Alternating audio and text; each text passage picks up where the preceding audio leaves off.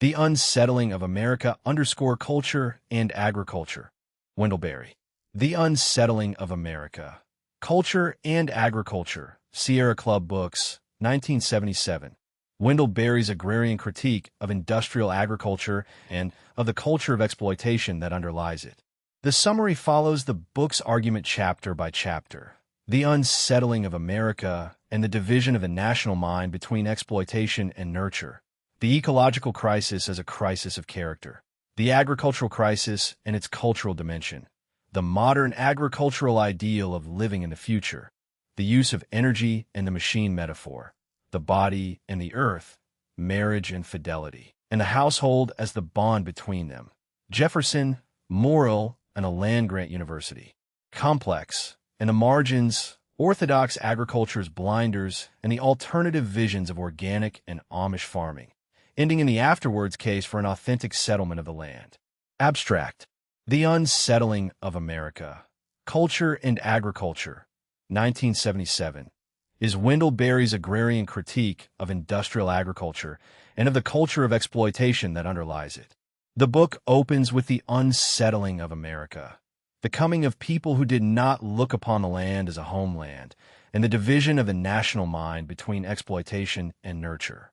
It proceeds through the ecological crisis as a crisis of character, specialization, the abdication of personal responsibility, the agricultural crisis as a crisis of agriculture, agripower, purchased inputs, the toxic companion of the machine, and of culture, Henry County's lost economy, food as a cultural product, Howard's Wheel of Life, the modern agricultural ideal of living in the future, the use of energy and the length of vision as moral boundary, the body and the earth, health as wholeness, the isolation of the body, marriage, fidelity, and the household as the bond between them. Jefferson, Moral, and a land-grant university complex, and the margins, orthodox agriculture's blindness, the Andean integration of margins, organic farms, the Amish, and the necessity of margins. And afterward, 1995, adds the doctrine of inevitability, the machine identity of the university, and the growing effort of authentic settlement. Executive summary. Berry's subject is not simply agriculture, but the connection between how we live and how we farm. The book's governing claim is that the modern world has been shaped by a split between the body and the soul, producer and consumer, city and country, civilization and wilderness, and that a culture thus divided cannot care for the earth because it cannot care for anything else either. The discipline of the book is to trace every agricultural question back to a question of character. The strip miner and the nurturer are not merely two kinds of men, but two tendencies within us, and the exploitive revolution's first casualties are character and community.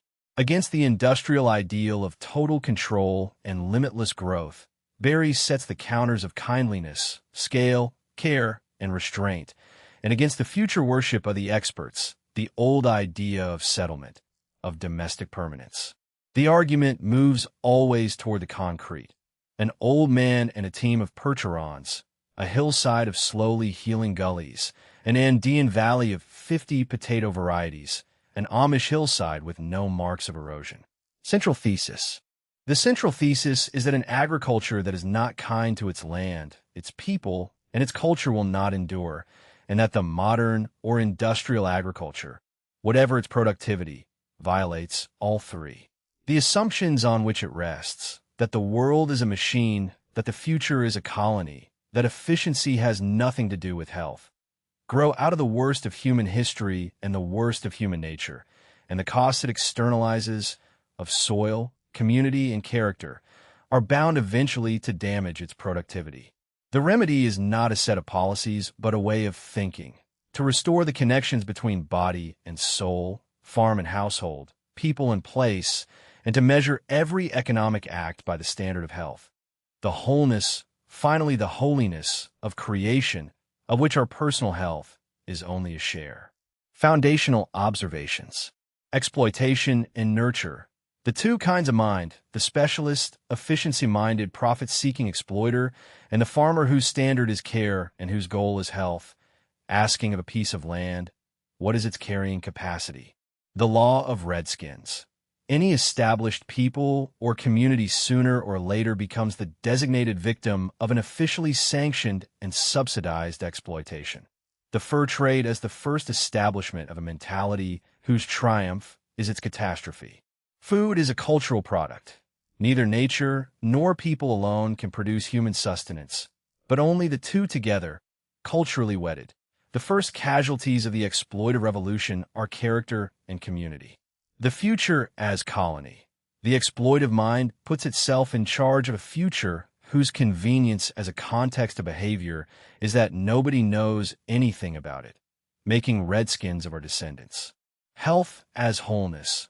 The body cannot be whole alone. Connection is health, and the use of the world is finally a personal matter, preserved only by the forbearance and care of a multitude of persons. Significance and recommendation. The significance of the book lies in its having made agriculture a moral and cultural question rather than a merely technical one, and in its demonstration, by argument and by example, that a better way is possible. Organic farms, horse-powered farms, the Amish, the Andean farmers who have kept their hold on the world by accommodating the margin within the form. Its recommendation, in the author's own words, is that we can begin in our own lives the private solutions that can only in turn become public solutions. To give ourselves choices by making ourselves responsible, to work to put our own inner house in order, and to accept the paradox that one can become whole only by the responsible acceptance of one's partiality. 1. The unsettling of America. Two tendencies in our history. One of the peculiarities of the white race's presence in America is how little intention has been applied to it. As a people, wherever we have been, we have never really intended to be. The earliest explorers were looking for gold, which was always somewhere farther on.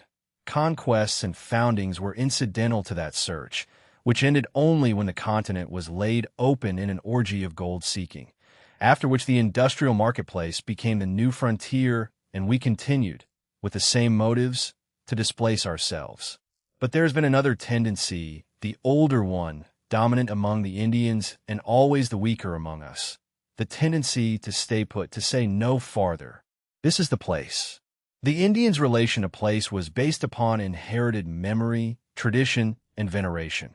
The land was their homeland, and the first and greatest American Revolution was the coming of people who did not look upon the land as a homeland. Yet every advance of the frontier left behind families who intended to remain, and generation after generation those intentions have been overthrown by those carrying out some version of the search for El Dorado. The law of redskins. If there is any law consistently operative in American history, it is that the members of any established people or community sooner or later become redskins, the designated victims of an utterly ruthless, officially sanctioned and subsidized exploitation. The colonists who drove off the Indians came to be exploited by their imperial governments. That alien imperialism was thrown off only to be succeeded by a domestic version of the same thing. And the independent small farmers who fought the War of Independence have been exploited by and recruited into the industrial society until almost extinct.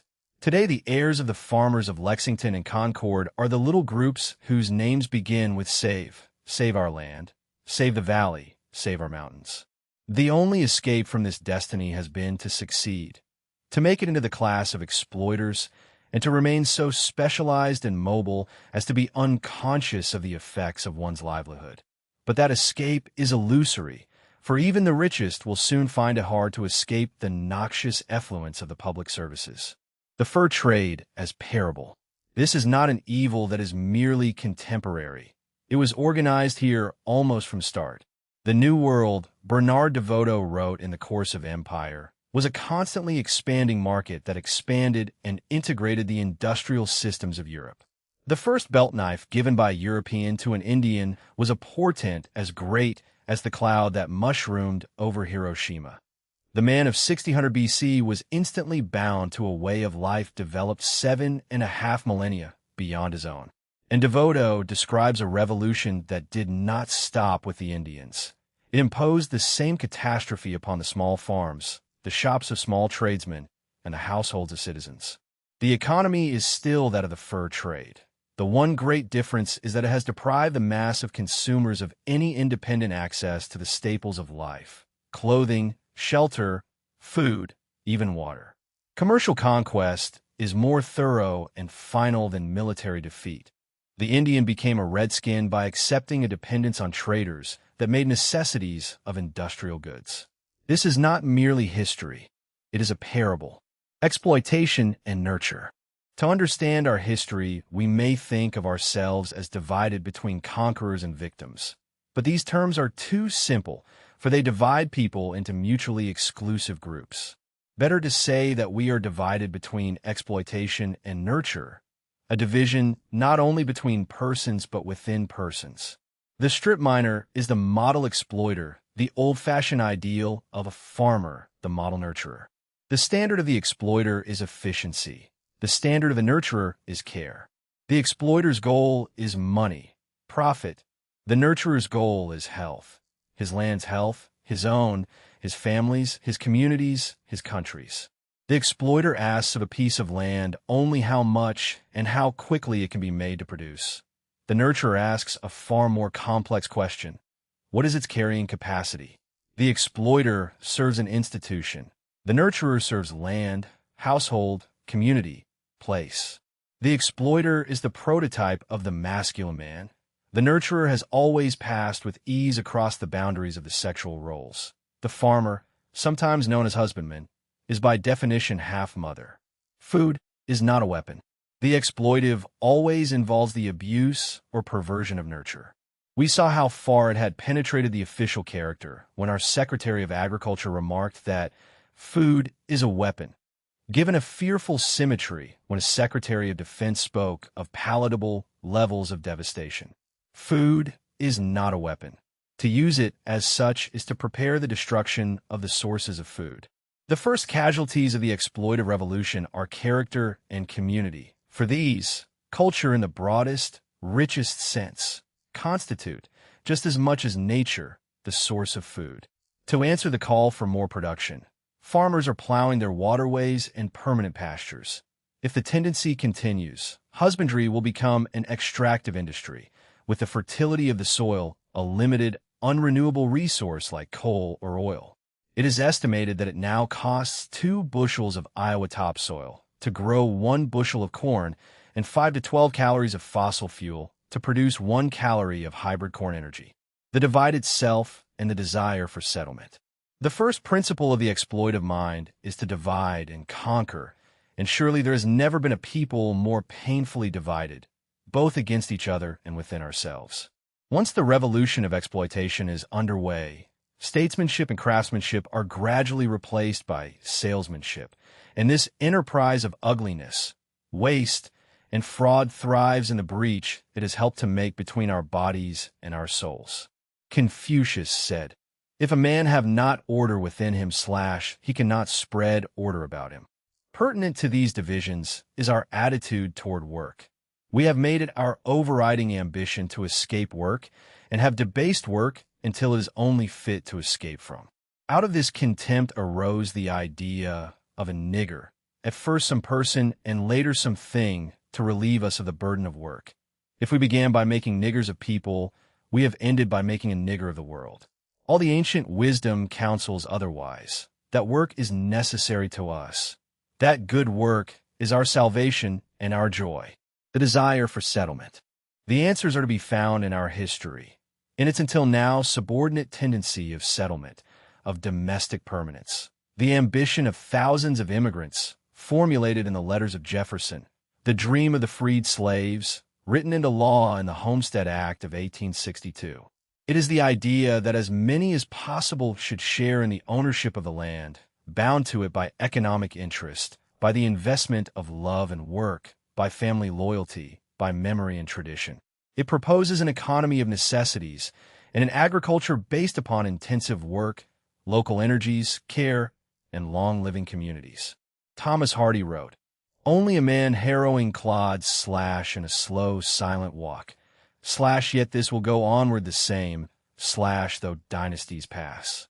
Today, most of our people do not wish to harrow clods, and though we feel that this work must go onward, we are not so certain that it will. The care of the earth is our most ancient and most worthy and, after all, our most pleasing responsibility. Exploitation and nurture, the two opposite kinds of mind. The specialist, efficiency-minded, profit-seeking exploiter against the farmer whose standard is care and whose goal is health. The law of redskins. Any established people or community sooner or later becomes the designated victim of an officially sanctioned and subsidized exploitation. The fur trade as parable. Commercial conquest is more thorough and final than military defeat. The Indian became a redskin by accepting a dependence on traders that made necessities of industrial goods. Quote, food is not a weapon. To use it as such, to foster a mentality willing to use it as such, is to prepare in the human character and community the destruction of the sources of food.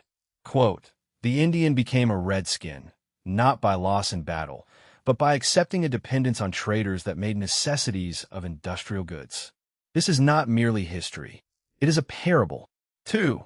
The ecological crisis as a crisis of character. The conservationist who invests in strip mines. In July of 1975, it was revealed that some of our largest and most respected conservation organizations own stock in the very corporations notorious for their destructiveness. The Sierra Club held stocks and bonds in Exxon, General Motors, and strip mining firms with 53 leases covering nearly 180,000 acres. The investments proved deeply embarrassing, and the club changed its policy. If it were only a question of policy, they could be forgotten as aberrations. The difficulty is that they were not aberrant. They were perfectly representative of the modern character. These conservation groups were doing as organizations what many of their members were doing as individuals, making convenience of enterprises they knew to be morally and practically indefensible. The split between what we think and what we do is profound. It is altogether to be expected that our society should produce conservationists who invest in strip mining, just as it produces asthmatic executives whose industries pollute the air. The viciousness of a mentality that can look complacently upon disease as part of the cost would be obvious to any child, but this is the realism of millions of modern adults. The disease of specialization. No group of the extra-intelligent or extra-virtuous is exempt. To live undestructively in an economy that is overwhelmingly destructive would require more work than any of us has yet been able to do. We are divisible only into distinctions of degree and of consciousness. The disease of the modern character is specialization.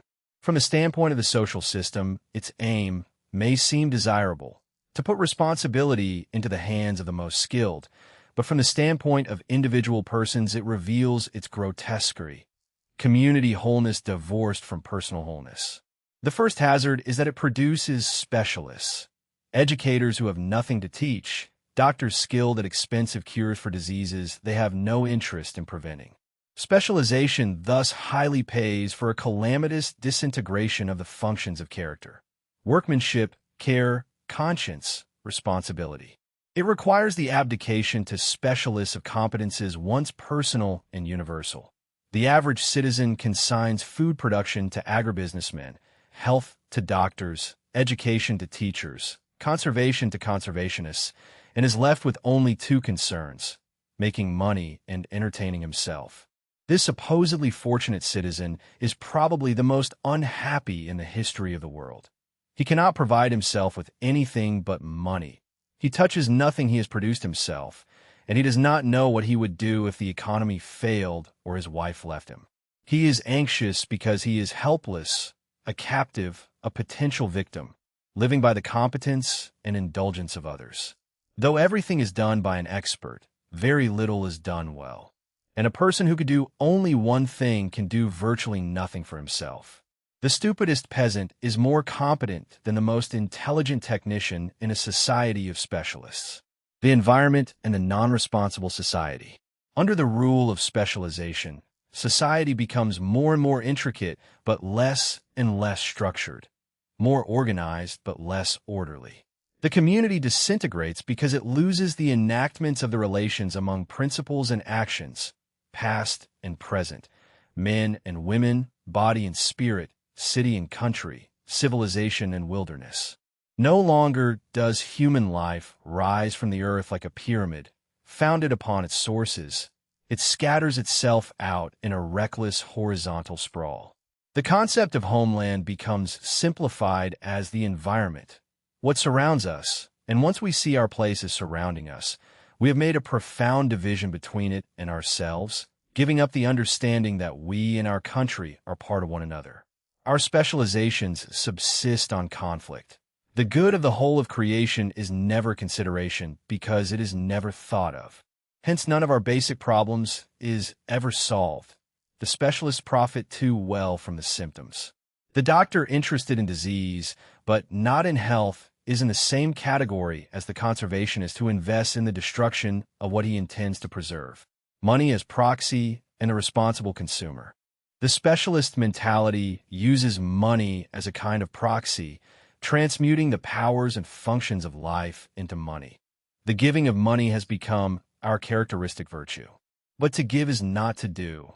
Money is given in lieu of action, thought, care, time, and it is no remedy for the fragmentation of character.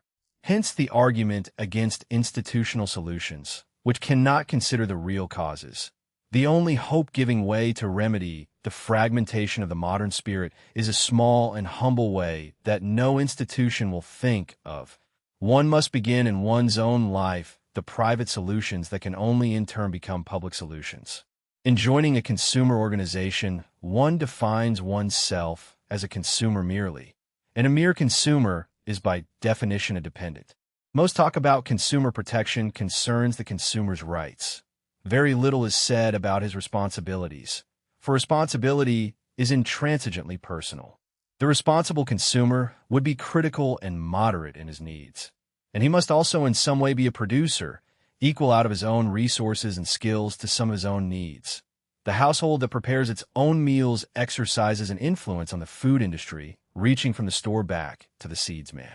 He thus slips out of the consumer category altogether. He is a responsible consumer because he lives a responsible life. The scenic view and the failure of organizations. The same distinction must be perceived between organized and responsible conservationists. The Sierra Club's slogan, to explore, enjoy, and protect the nation's scenic resources, defines the limits of organized conservation. The key word is scenic, a fossil from the time when conservation was an activity oriented toward vacations. A scene is a place as seen by a viewer, and the appreciator of the scenic is merely an observer, distant and detached. Wilderness conservation, valuable as it is specialized conservation. Even if the slogan read resources, the critical concern would remain. Conservationists, while protecting the nation's resources, are also using them. If the resolve to explore, enjoy, and protect does not create a moral energy that enforces responsible use, organized conservation will prove futile. The use of the world is finally a personal matter, preserved in health only by the forbearance and care of a multitude of persons. Organizations may promote this forbearance and care, but they cannot provide it. Specialization, the disease of the modern character. Society becomes more and more intricate, but less and less structured, and the individual abdicates to experts the competences that were once personal and universal. Money as proxy, the giving of money in lieu of action, thought, care, and time, are characteristic modern virtue, which leaves the fragmentation of character untouched. The scenic view, a place is seen by a detached viewer. The specialized conservation that explores, enjoys, and protects resources while continuing to use them destructively. Quote, the split between what we think and what we do is profound. Quote, to give is not to do. The money is given in lieu of action, thought, care, time. 3. The ecological crisis as a crisis of agriculture. The problem of use. An organization cannot properly enact our relationship to the world because it cannot define that relationship except in general terms. And no matter how general a person's attitude may be, his impact upon the world must become specific at some point. In his behalf, a strip miner's bulldozer tears into a mountainside, a stand of trees is clear-cut, a gully washes through a cornfield. The conservation movement has never faced this dilemma. Until recently, it divided the country into that land which it wished to preserve and enjoy, the wilderness, and that which it consigned to use by other people. Now its interest has become two-branched to include along with the pristine, the critically abused. But the typical present-day conservationist has not yet worried much about the impact of his own livelihood, habits, pleasures, and appetites. He has not addressed himself to the problem of use. The problem is well defined by David Budbill's letter. The terrarium view of the world, nature always at a distance, under glass. The downcountry people who buy a 30-acre meadow and announce they will leave it just the way it is have forgotten that nature abhors a vacuum. In a couple of years their meadow is full of brush and they cannot walk through it. They treat the land like any other possession, set aside and watch passively. There are ugly, elitist class struggle elements in the environmental movement. The Audubon types who want to zone trailers out of the countryside are ghettoizing the poor, for whom a trailer is the only affordable living space. I belong to the chain of being too, as a participant, not an observer. And the question isn't to use or not to use, but rather how to use. The apex of wilderness. This is an important issue, and I do not want to oversimplify it. Wilderness conservation is important and has its place in any conservation program. The concern for wilderness must stand at the apex of the conservation effort. We need places in reach of every community where children can imagine the prehistoric and the beginning of history. We need places that we do not use at all, entered in a kind of cultural nakedness, to submit rather than to conquer, what other ages would have called sacred groves. And we need wilderness as a standard of civilization and a cultural model. Only by preserving areas where nature's processes are undisturbed can we preserve an accurate sense of the impact of civilization upon its sources. Sir Albert Howard suggests the model when he says that farmers should pattern the maintenance of their fields after the forest floor, where the forces of growth and decay are in balance. But we cannot hope, we cannot even wish, to preserve more than a small portion of the land in wilderness. Most of it we will have to use. The conservation mentality's self-contradictions can be reconciled only by understanding, imagining, and living out the possibility of kindly use, which alone can dissolve the boundaries dividing people from the land and its care, farm and household together. Kindly use is not ultimately an institutional solution. Organizations move towards single objectives, but kindly use broadens as it approaches action. Land is too various in its kinds, climates, conditions, and histories to prosper under generalized treatment. To treat every field with the same consideration is not farming, but industry. As the householder evolves into a consumer, the farm evolves into a factory, with results potentially calamitous for both. Once, the idea of a farm included the idea of a household. The family lived from it, while the farm also fed town and city households, which were themselves often producers of food, with gardens, milk cows, and flocks, and which carefully selected what they bought from shopkeepers under the direct discipline of their wants. The consumers of food were also producers or processors of food, or both. As it happened, however, this collaboration went in the opposite direction. The household became purely consumptive. The farm became a unit of production. The merchant usurped the functions of both. The standards of cheapness and convenience, irresistibly simplifying and therefore inevitably exploitive, have been substituted for the standard of health, which would enforce consideration of essential complexities.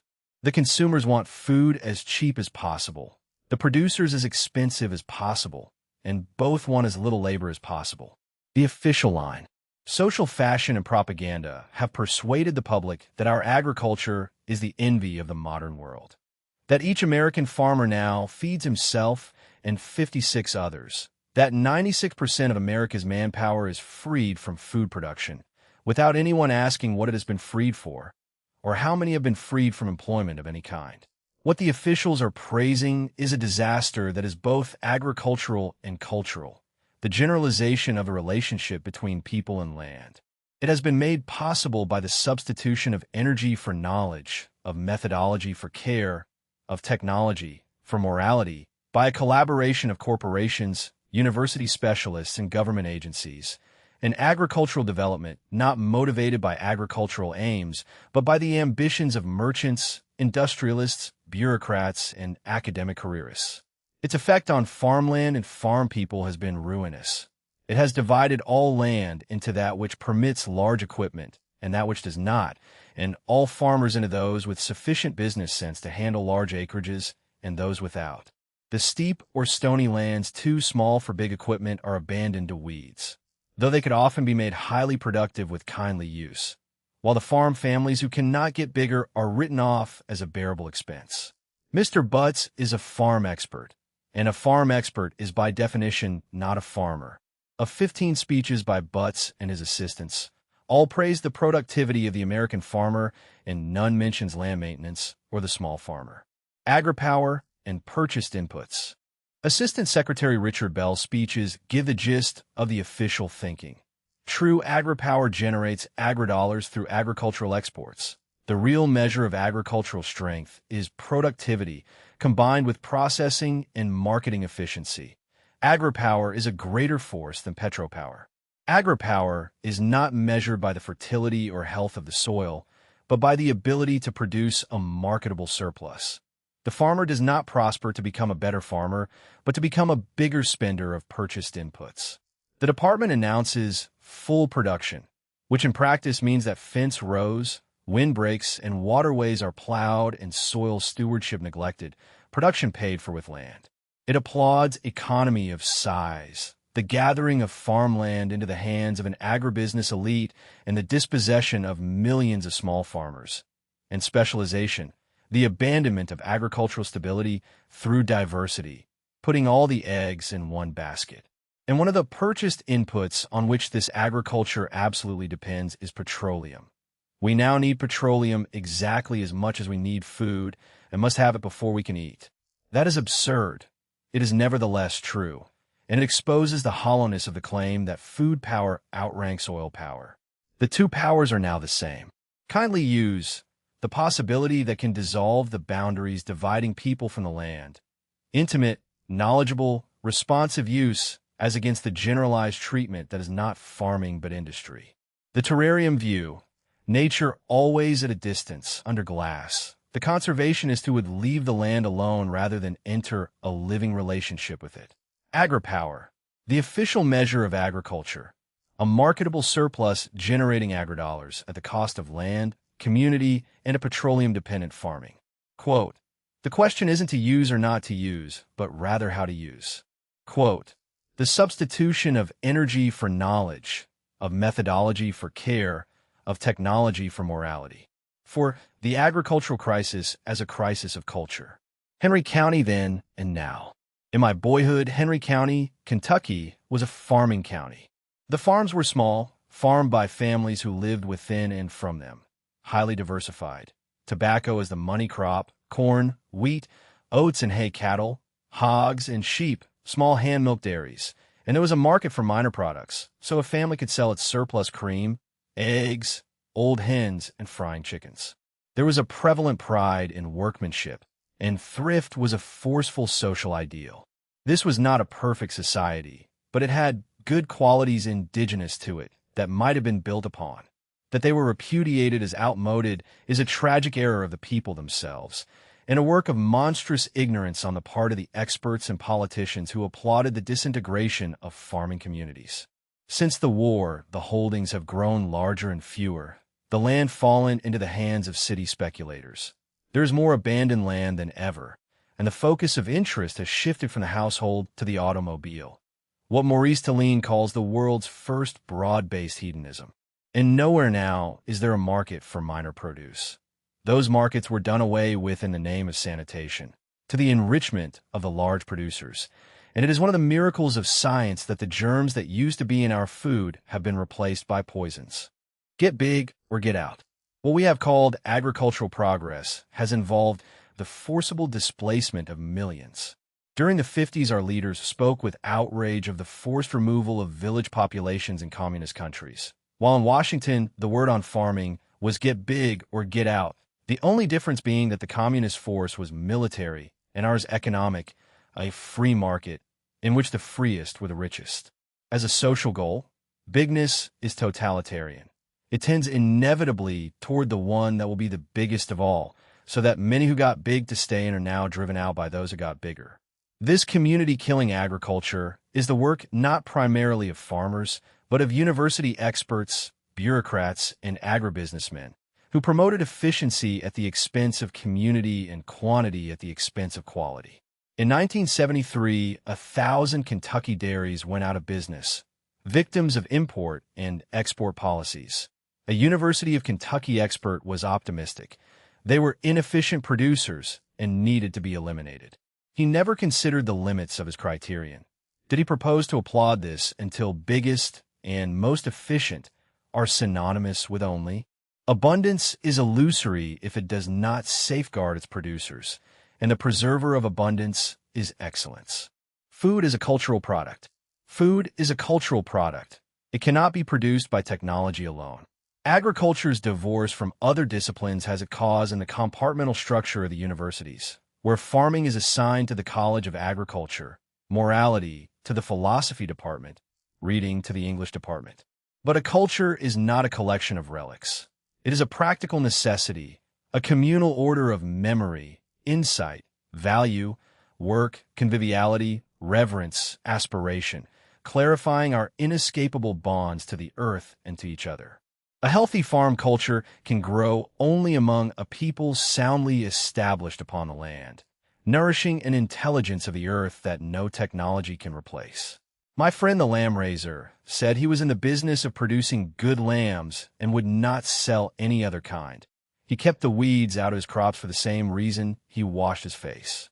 Such an attitude comes not from technique or principle, but from a passion culturally prepared, handed down by older people whom the young respect and love. When we destroy the possibility of that succession, we will have gone far toward destroying ourselves. Cityward simplification. The movement from farm to city involves a radical simplification of mind. A competent farmer is his own boss, works by the task rather than the clock, and has mastered the intricate patterns of the overlapping cycles of a farm's life. Moving to the city, he becomes a specialized subordinate, his disciplines imposed from outside, a complex responsibility replaced by a simple dutifulness. This simplification is gravity-powered. The reverse movement is uphill and will require generations to establish complex local cultures with strong communal memories. The best farming requires a farmer, a husbandman, a nurturer, not a technician. The good farmer is a cultural product, made by generations of experience handed down in settled households native to their ground.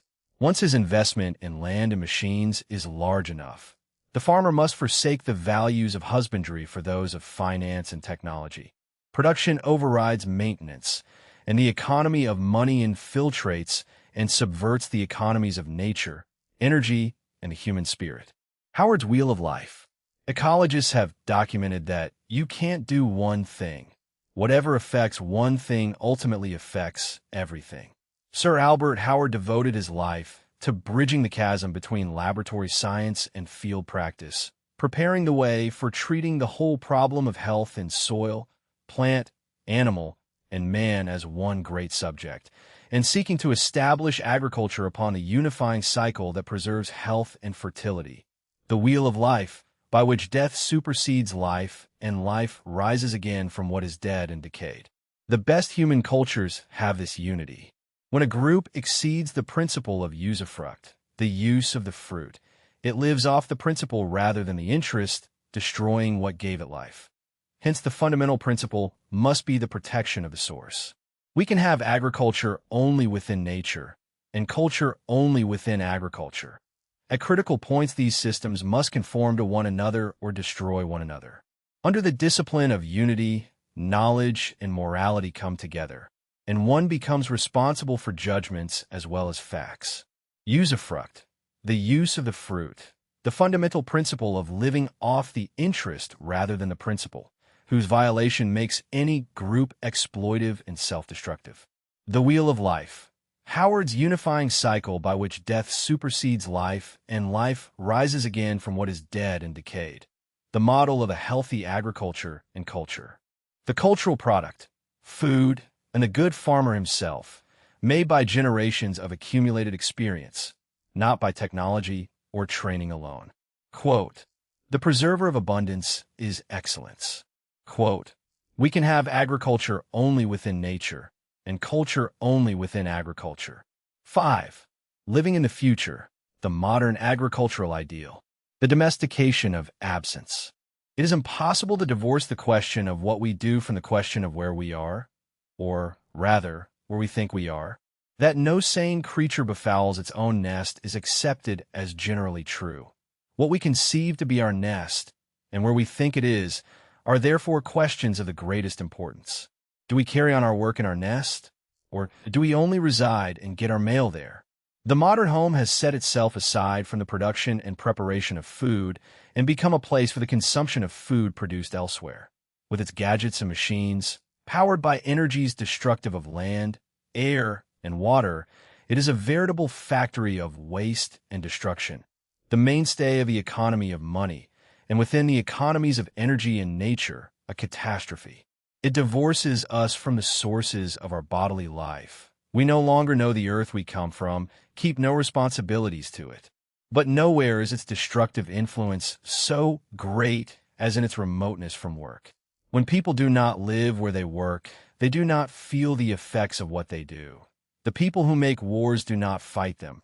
The people responsible for strip mining do not live where their senses will be offended. The people responsible for the depredations of agribusiness do not live on farms. In an automated kitchen, in an easy chair before the color television, the world is redeemed. The modern home is so destructive because it is a generalization, in every place or a not place. Modern houses, like airports, are extensions of each other, not responses to their places but to the affluence and status of their owners. Once, farmers lived in their barns, shopkeepers behind their shops. Households were producers and processors of food, centers of their own maintenance and repair. Such houses were articulations of particular responses to their places. The history of our time has been the movement of the center of consciousness away from home. The vagrant sovereign. The modern specialist has no very clear sense of where he is. His whereabouts is abstract. A line, a bracket, a crowd. And his geography is artificial. He could be anywhere, and he usually is. This generalized sense of whereabouts reflects another bewilderment. He does not know where he is morally either, for he assumes that as a member of the human race he is sovereign in the universe, that there is nothing he can do that he should not do. His success is that he has escaped any order that might impose limits. He has, like the heroes of fantasy, left home and gone out into the world to seek his fortune. This mentality arose with the exploitation of the New World. As Carl Sauer wrote, the modern age began with the extension of royal absolution overseas. The crowns gave patents to individuals to discover, take possession, and govern islands and mainlands, and the course of colonial empire began with disregard of native rights and persons. The sovereignty that crossed the surf onto the shore of the New World was a new sovereignty of the human mind. What the discoverers saw was not an order of creation requiring deference, but a great concentration of natural resources to be used according to purposes exterior to them, and that some of those resources where human beings mattered not at all. At the same time that they discovered America, these men invented the modern condition of being away from home.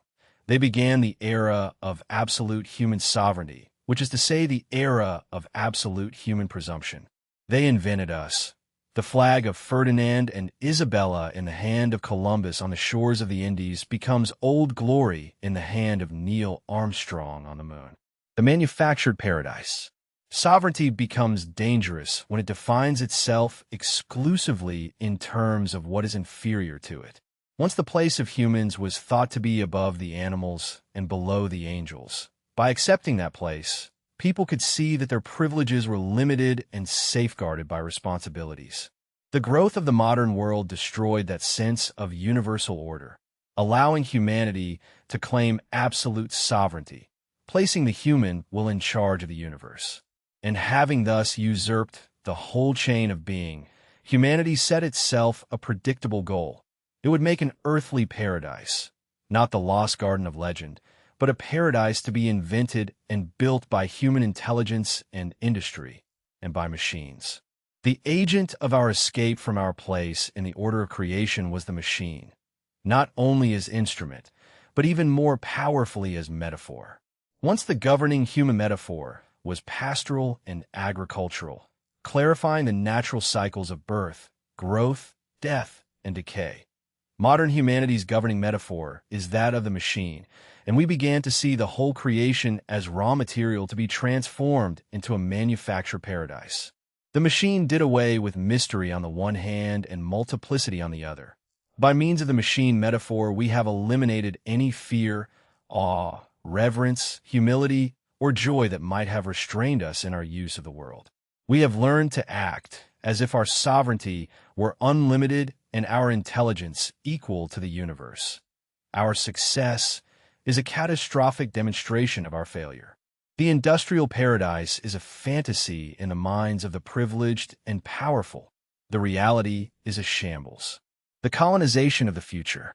The displacement of the modern mind cannot be explained by greed alone, for greed has always existed.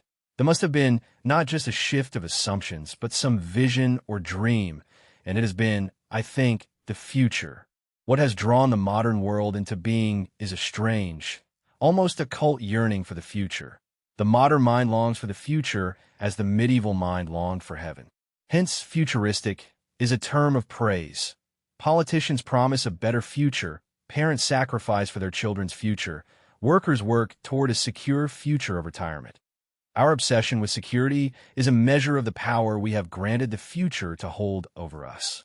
The future is the time when science will have solved all our problems, when all the work will be done by machines that will think for us, play our games, write our poems, the earthly paradise, the other shore.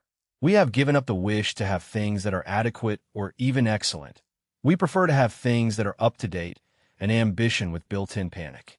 It is impossible to live without thought of the future, but the only guarantee of the future is responsible behavior in the present. The most prolific source of justifications for exploitive behavior has been the future. The exploitive mind puts itself in charge of the future, which is threatened with dire shortages unless we exploit the earth even more freely. The paradox is that we are using up future necessities to make a more abundant future. That final loss has been made a calculated strategy of annual gain, have been understood to no great effect, for the great convenience of the future as a context of behavior is that nobody knows anything about it. It is as if the future is a newly discovered continent which the corporations are colonizing.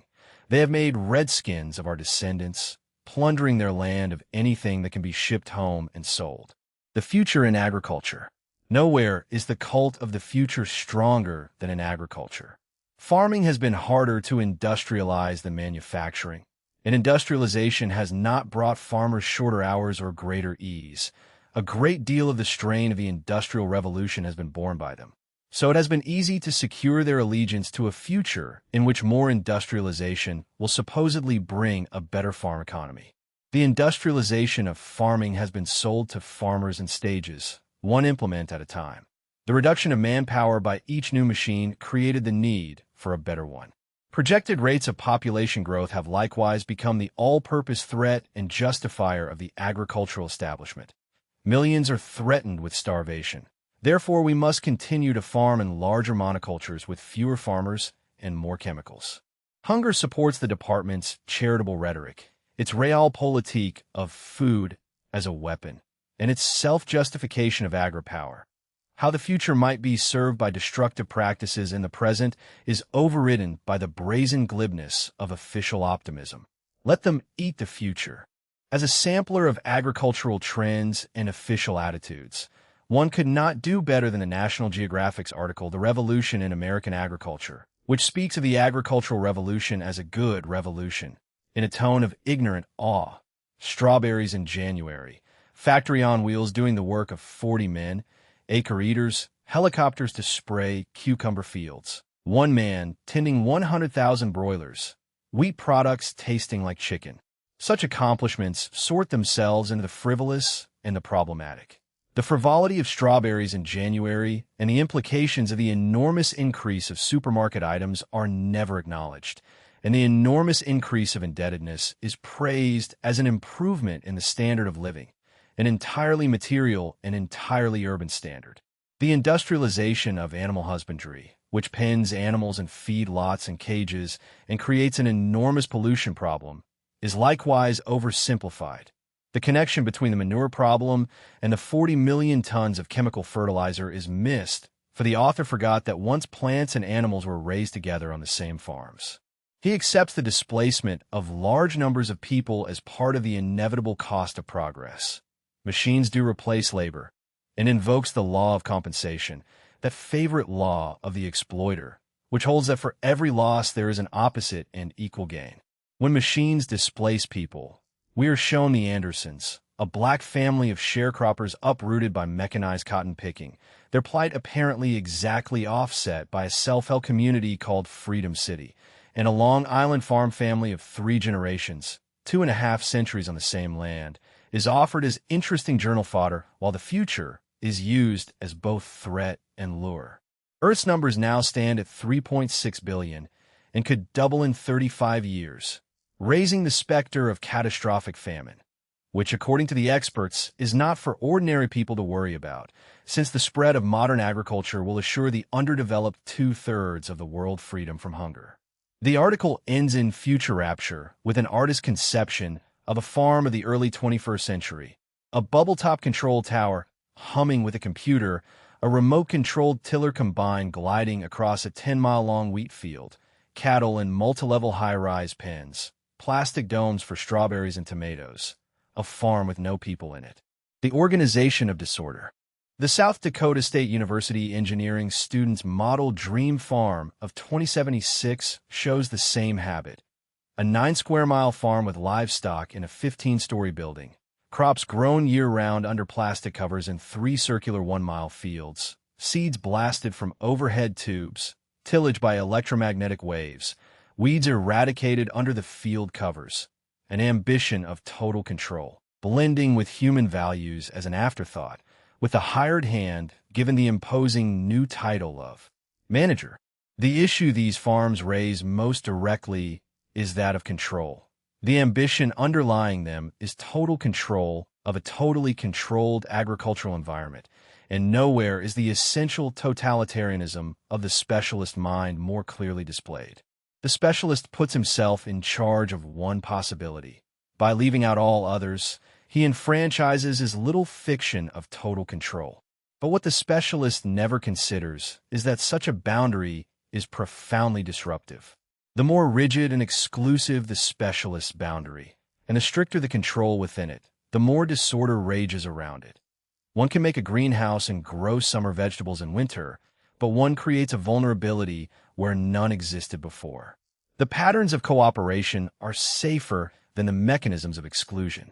The genre of the specialist is the model, which is remote even from probable difficulties of the future, and what has been left out of this enclosure is health, the resistance that comes from the soil and the lives that come from it.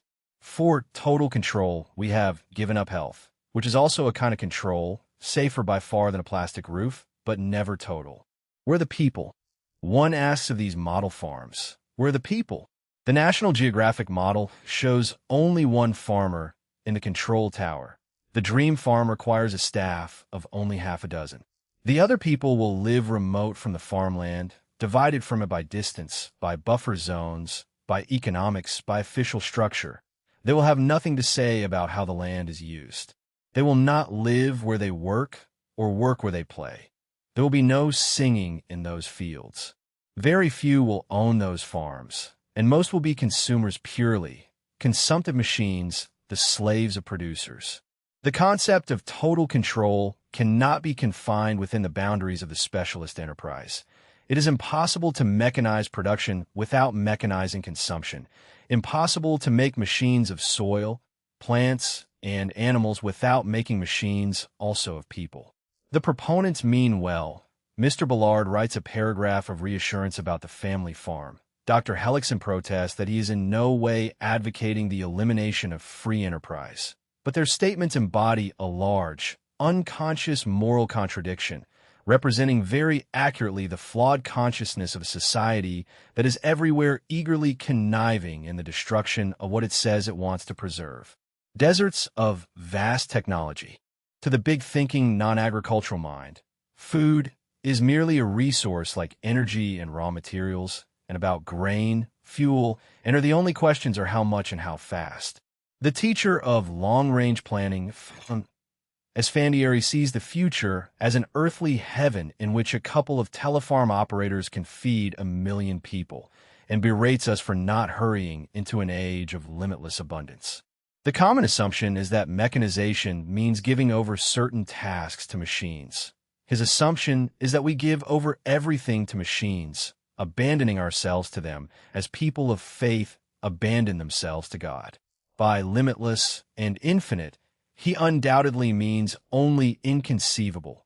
People who have desired material quantities on such a scale have always been recognized as evil, and their stories have always involved a sort of ecological justice. His unlimited gluttony is licensed by its claim to be scientific, and because as a long-range planner he does his theorizing in the future, where it cannot be called to account. The technology of infinity would be vast and exclusive, completely totalitarian. The machine would become an anti-God. Evil is offering us the world. All these things will I give thee, if thou wilt fall down and worship me. And we have only the old paradox for an answer. If we accept all on that condition, we lose all. What is new is the guise of the evil. A limitless technology dependent upon a limitless morality, which is to say upon no morality at all. And it became thinkable because of the modern separation of life and work, the assumption that we can live entirely apart from our way of making a living. If we do not live where we work, and when we work, we are wasting our lives and our work too.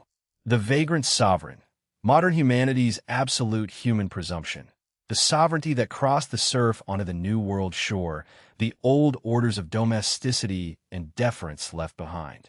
The machine as metaphor, the governing modern metaphor that mechanized creation itself, eliminating fear, awe, and reverence, and making an earthly paradise of the industrial shambles.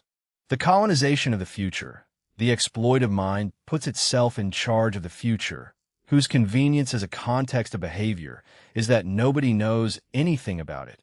Our descendants have been made redskins. Quote, the industrial paradise is a fantasy in the minds of the privileged and the powerful. The reality is a shambles. Quote, it is impossible to mechanize production without mechanizing consumption, impossible to make machines of soil, plants, and animals without making machines also of people. Quote, if we do not live where we work, and when we work, we are wasting our lives and our work too. 6. The use of energy. The religion of energy. Energy, said William Blake, is eternal delight. In speaking of the use of energy, then we are speaking of an issue of religion, whether we like it or not. Religion, in the root sense of the word, is what binds us back to the source of life. And energy is superhuman in that humans cannot create it. They can only refine or convert it. They are bound to it by one of the paradoxes of religion. They cannot have it except by losing it, cannot use it except by destroying it. The lives that feed us must be killed before they enter our mouths. We can only use the fossil fuels by burning them up. From a human point of view, we can destroy energy also by wasting it, by changing it into a form in which we cannot use it again. As users, we can preserve energy in cycles of use, passing it again and again through the same series of forms, as on the small Oriental peasant farms described in F. H. King's Farmers of 40 Centuries, where all organic residues, plant, animal, and human, were returned to the soil, keeping intact the natural cycle of birth, growth, maturity, death, and decay that Sir Albert Howard identified as the wheel of life. Or we can waste it by using it once in a way that makes it irrecoverable, as in the modern sewage system and the internal combustion engine, whose wastes typically become pollutants. This kind of use turns an asset into a liability. Current energy and stored energy. We have two means of bringing energy to use: living things and tools, joined by our skills, and all three together comprise our technology, which is the practical aspect of our culture. By it we enact our religion, or our lack of it. I tried to distinguish the living organisms and skills of technology from its mechanisms, and found it impossible. Lives, skills, and tools were culturally indivisible all the way back to the sticks and stones. The question at issue is not of distinction, but of balance. The living part of our technology should not be overpowered by the mechanical, which calls for restraint on the proliferation of machines. The balance was overthrown when people began to desire long-term stores of energy, to think of energy as volume as well as force, and when machines ceased to enhance or elaborate skill and began to replace it. It is possible to distinguish between two kinds of energy, that made available by living things and that made available by machines.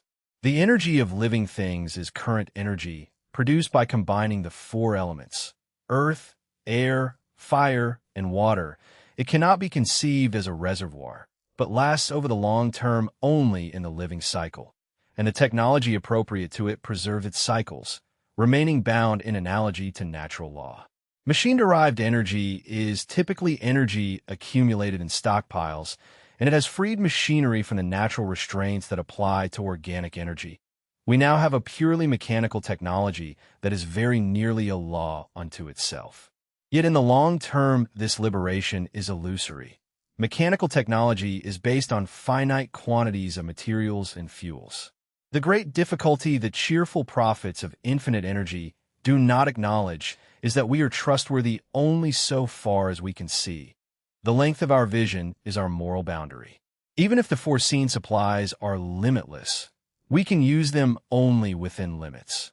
We can bring the infinite to bear only within the finite bounds of our biological circumstance and our understanding. Just as we cannot conceive of infinity except as an enormous quantity, as a measurable fuel, committed in the same thought to its destruction, the curious idea of a destructible infinity, so we claim the monstrous pride of being entitled to undertake infinite destruction. The moral order of energy. The moral order by which we use machine-derived energy is comparatively simple. The energy goes in as fuel and comes out as waste, sustaining an economy having only two functions: production and consumption. The moral order appropriate to biological energy requires a third term: production, consumption, and return. It is the principle of return that complicates matters, for it requires responsibility and care of a different and higher order. In an energy economy appropriate to biological energy, all bodies, plant, animal, and human, are joined in an energy community, dying into each other's life and living into each other's death. They do not consume in the sense of using up, and they do not produce waste. The soil is the great connector of lives, the source and destination of all, the healer and restorer by which disease passes into health and death into life. Given only the health of the soil, nothing that dies is dead for very long. Within this powerful economy, death occurs only for the good of life. It is impossible to contemplate the life of the soil without seeing it as analogous to the life of the spirit. And this living topsoil, living both biologically and culturally as metaphor, is the basic element in the technology of farming. The soil is highly complex and variable, making its own peculiar sense in each place. Good farmers are responsive partners in an intimate and mutual relationship, not appliers of generalizations. Because its processes yield more readily to imitation than to analysis, more readily to care than to coercion, agriculture can never be an exact science. It is a practical art, and also a practical religion, a rite by which we enact our fundamental connection with energy and matter, light and darkness. The word agriculture does not mean agriculture, much less agribusiness. It means cultivation of land, and cultivation is at the root of both culture and cult. The ideas of tillage and worship are joined in culture, and all come from an Indo-European root meaning both to revolve and to dwell, to live, to care for the soil, and to worship are all bound to the idea of cycle. Skill, and its two kinds. Skill is the connection between life and tools. Once defined qualitatively, how well did a person work? It has come to be defined quantitatively as speed and cheapness, and the more quantifiable skills became, the easier they were to replace with machines, which come between us and life. We cannot live in machines. Our contact with the sources of life must remain direct, and when machines obscure the values that represent these fundamental dependencies, we diminish life and begin to prosper at the cost of a fundamental degradation. The digging stick made agriculture possible. Its use required skill, but its effect also required a higher skill involving restraint and responsibility. The skill used in disturbing the earth called directly for skills that would preserve and restore it. Until the introduction of self-powering machines, as tools became more powerful, they required an increase of both kinds of skill. It requires more skill to use a team of horses or mules than a tractor. Two minds and two wills are involved, and a relationship with a work animal is analogous to a relationship between two people, so that certain moral restraints are pragmatically essential. A machine has no life, and for this reason it cannot of itself impose any restraint or moral limit on behavior. And the substitution of machines for work animals is justified by speed. But as speed increases, care declines. The faster we work, the less attention we can pay to details. In any biological system, the first principle is restraint.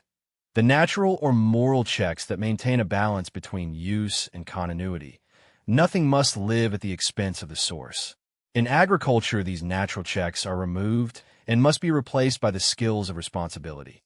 The prevention of erosion, the diversification and rotation of species, the return of waste to the soil. The work of production is immediately profitable, whereas the work of responsibility is not. Once the machine is in the field, it creates an economic pressure that enforces haste, and the demands of immediate use eclipse the demands of continuity. As the skills of production decline, the skills of responsibility perish. The question of restraint. To argue for a balance between people and their tools is to argue for restraint upon the use of machines. The arguments of the machine metaphor all point to infinite industrial growth, while the moral argument points to restraint. We can either live within our limits, within the human definition, or not live at all. And the knowledge of these limits is the most comely and graceful knowledge we have. The energy crisis is not a crisis of technology, but of morality. We already have available more power than we have so far dared to use. Can we forbear to do anything that we are able to do? Or in Ivan Illich's words, can we see the disproportionately greater effectiveness of abstaining from its use? The only people among us who have answered this question convincingly in the affirmative are the Amish, who alone, as a community, have carefully restricted their use of machine-developed energy and so have become the only true masters of technology. They do most of their farm work by hand and by the use of horses and mules. They are pacifists, and they have escaped the life of distraction, haste, aimlessness, and violence. They have mastered the fundamental paradox of our condition. We can make ourselves whole only by accepting our partiality, by living within our limits, by being human, not by trying to be gods. The wheel of life, the cycle of birth, growth, maturity, death, and decay by which biological energy is preserved in use, production, consumption, and return. Production, consumption, and return. The three terms of the moral order appropriate to biological energy against the two-term economy of machine-derived energy, which turns fuel into waste. The skills of responsibility, the higher skills called for by the disturbance of the earth, restraint, care, the prevention of erosion, and the provisioning of the source. Quote, "The length of our vision is our moral boundary." Quote, "The energy crisis is not a crisis of technology, but of morality." Quote, "We can make ourselves whole only by accepting our partiality, by living within our limits, by being human, not by trying to be gods." 7. The body and the earth. On the cliff. The question of human limits, of the proper place of human beings within the order of creation, finally rests upon our attitude toward our biological existence, the life of the body in this world. These are religious questions, for our bodies are part of the creation. But they are also agricultural questions, for no matter how urban our life, our bodies live by farming. We come from the earth and return to it, And so we live in agriculture as we live in flesh. While we live, our bodies are moving particles of the earth, joined inextricably to the soil and to the bodies of other living creatures. And it is hardly surprising that there should be profound resemblances between our treatment of our bodies and our treatment of the earth. That humans are small within the creation is an ancient perception. In a Lascaux cave, surrounded by the exquisitely shaped bodies of animals, is the childish stick figure of a huntsman, weaponless and vulnerable. The message of the voice out of the whirlwind in Job, that humanity is only a part of the bounteous and mysterious creation, not its equal, much less its master. Old Chinese landscape paintings reveal among towering mountains the frail outline of a roof or a tiny human figure on foot, a world in which humans belong, but which does not belong to them in any tidy economic sense.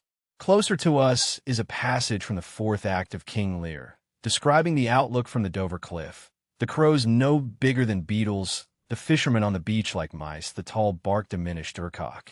And this is no mere scenic view. It is part of a play within a play, a ritual of healing, for Shakespeare is concerned with the curative power of this perception. By understanding accurately his proper place in creation, a man may be made whole.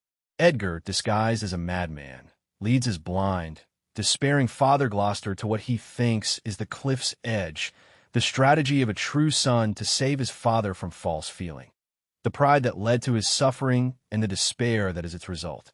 Thinking himself on the edge, Gloucester renounces this world and throws himself down, but falls only to the level of his own feet. And as he recovers, he repents his self-destructiveness, recognizing that a human has no right to destroy what he did not create.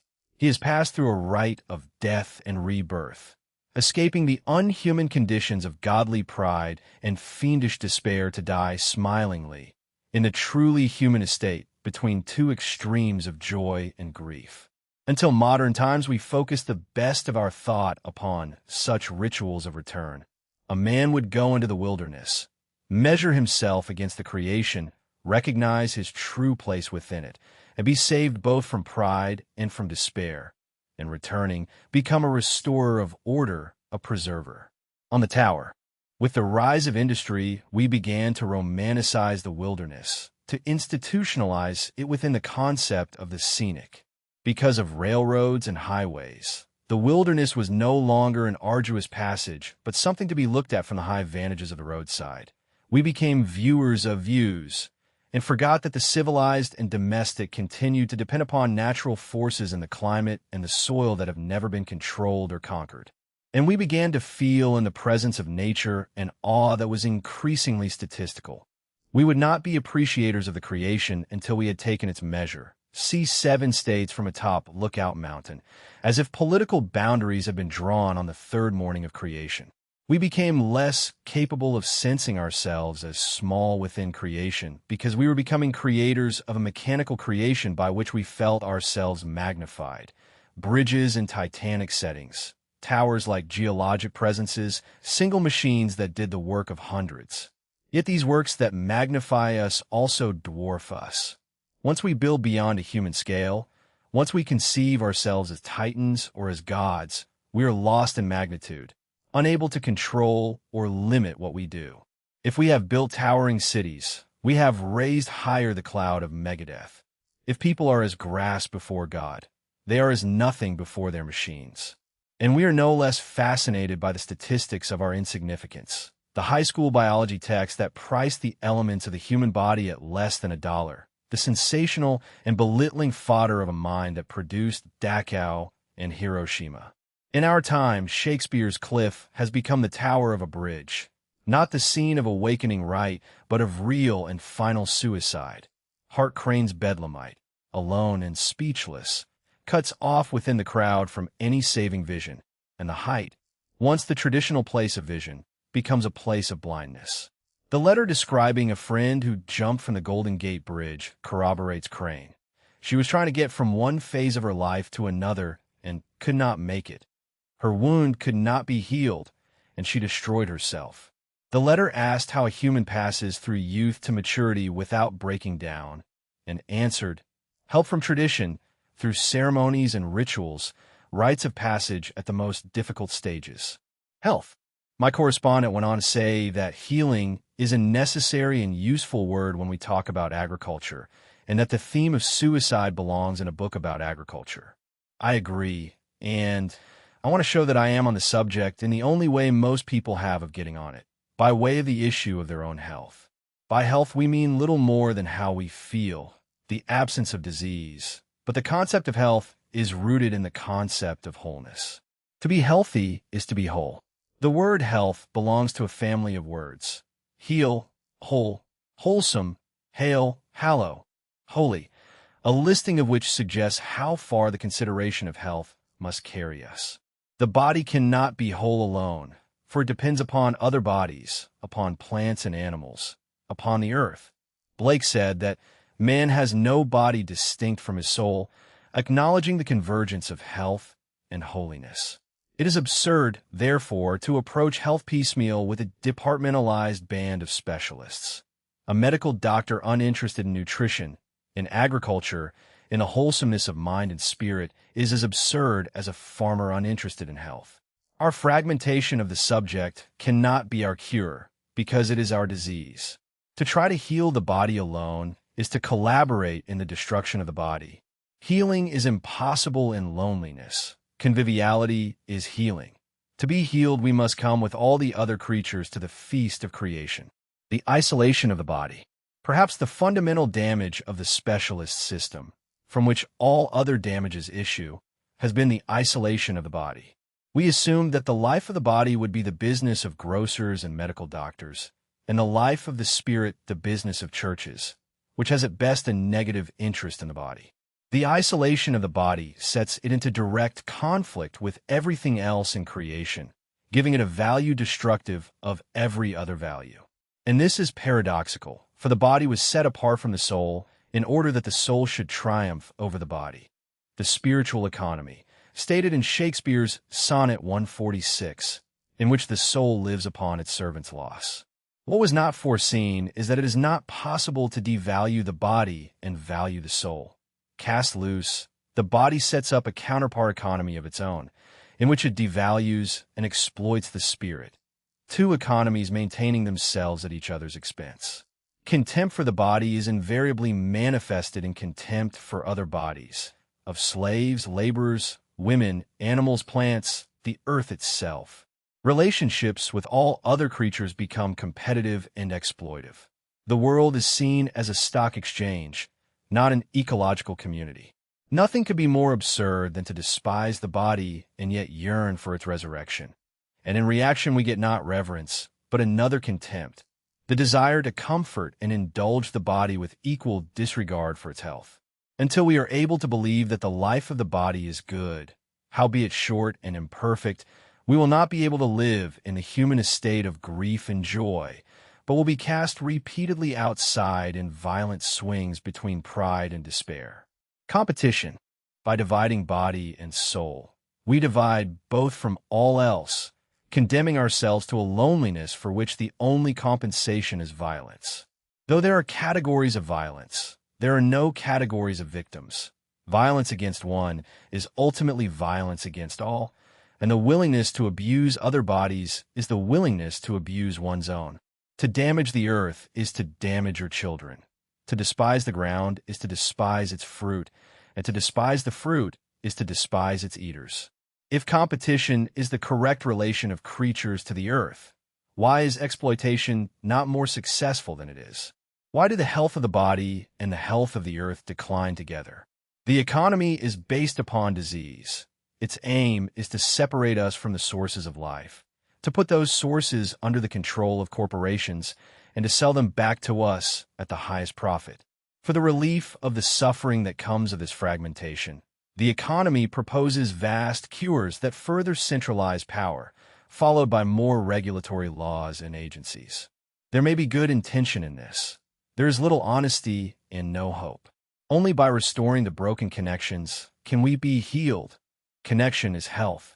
We lose our health by failing to see the direct connections between living and eating, eating and working, working and loving. In gardening, one works with the body to feed the body. The work makes eating both nourishing and joyful. This is health, wholeness, a source of delight. Such a solution does not cause new problems. Connections. I do not want to speak of unity too simply. Obvious distinctions can be made between body and soul, one body and other bodies, body and world. But these distinct things are caught in a network of mutual dependence that is the substantiation of their unity. Body, soul, community, and world are all susceptible to each other's influence. If a farmer fails to understand what health is, his farm becomes unhealthy. It produces unhealthy food, which damages the health of the community. It is impossible to say where the trouble began or where it will end. An error introduced anywhere in the network ramifies beyond the scope of prediction. We are talking about a circulatory system, and a disease of a circulatory system tends first to impair circulation and then to stop it. Healing, on the other hand, complicates the system by opening and restoring connections. The diseases of the disconnected parts are similar to one another. They memorialize their lost unity. The so-called identity crisis is such a disease. The cure proposed is autonomy, another illusory condition, for there is in practice no such thing, only responsible and irresponsible dependence. Nor is it surprising that this disease of the spirit should have its counterpart in an anguish of the body. Dissatisfaction with the body as it naturally is measured against exclusive physical models. The leggy, slender ideal imposed on girls, the athletic, square-jawed ideal on boys, so that woe to the man who is short or bald, woe to the woman with small breasts or strong features, whom Homer and Solomon might have thought beautiful. The cure preserves the disease. The sufferer is by definition a customer. Sexual division. To divide body and soul is to inaugurate an expanding series of divisions, first sexual and then ecological. To think of the body as separate from the soul, either to subvert its appetites or to free them, is to make an object of it, and the concerns of the body, all that is comprehended in the term nurture, are degraded. The first sexual division comes about when nurture is made the exclusive concern of women. This cannot happen until a society becomes industrial, for in hunting and agricultural societies men are of necessity involved in nurture too. In the urban industrial situation, the confinement of nurturing tasks divided women from the important activities of the economy, and a man's duty to the household came to be simply to provide money. Women became the family purchasing agents, isolated from their husbands and from other women, saddled with work from which the skill and dignity had been withdrawn. Such a woman was ripe for a sales talk. She was told she must not be a drudge, must not let her work affect her looks, must always be fresh, cheerful, young, and shapely. Motivated no longer by practical needs, but by loneliness and fear, women began to identify themselves by what they bought rather than by what they did. Housewifery, once a complex discipline acknowledged as one of the bases of culture and economy, was reduced to the exercise of purchasing power. The cure not only preserved the disease, but compounded it, and the man's mind was simplified by a kind of coup. As soon as he separated working and living, the practical considerations of the household were excerpted from his mind all at once. Thus, what was once a difference of work became a division of work, destroying the household as a practical bond between husband and wife. Home became a place for the husband to go when he was not working, and the site of the wife's servitude. A sexual difference is not a wound, or need not be. A sexual division is. If women are deformed by their role, men are deformed by theirs, for degenerate housewifery is indivisible from degenerate husbandry. A man who is a good farmer is husbandman and husband, but also midwife and motherer, a nurturer of life bound to the household. Let progress transform him into a technologist of production, and it will have made of him a creature as deformed as his wife. The dismemberment of the household.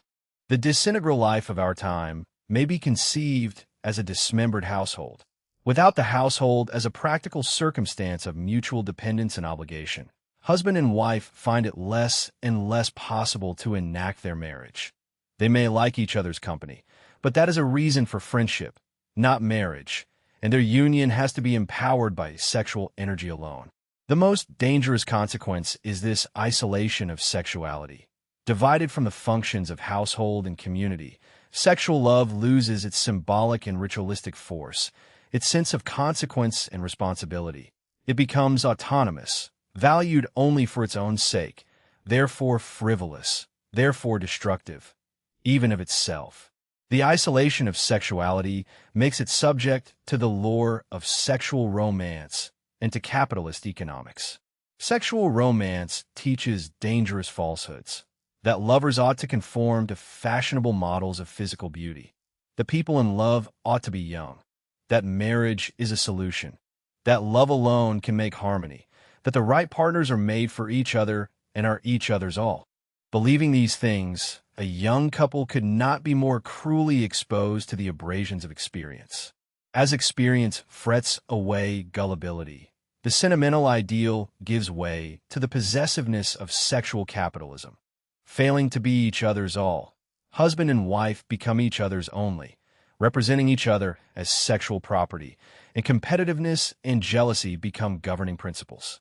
The disintegration of marriage came about because the encapsulation of sexuality meant to preserve it from competition, inevitably enclosed competition. The principle that fenced everyone else out fenced the couple in, and it became a sexual cul-de-sac. But it is possible to imagine a more generous enclosure, a household welcoming to neighbors and friends, a garden open to the weather, a marriage bond binding a woman and a man not only to each other, but to the community of marriage, the sexual feast that joins them to all living things and to the fertility of the earth. Fidelity. No one can be glad to have the issue of fidelity so starkly raised, for any consideration of it must involve one's own bewilderment. But the idea of fidelity is perverted beyond redemption by understanding it as a grim, literal duty enforced by willpower.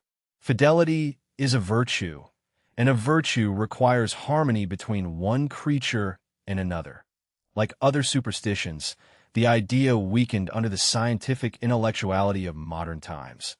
Our age could be characterized as a manifold experiment in faithlessness.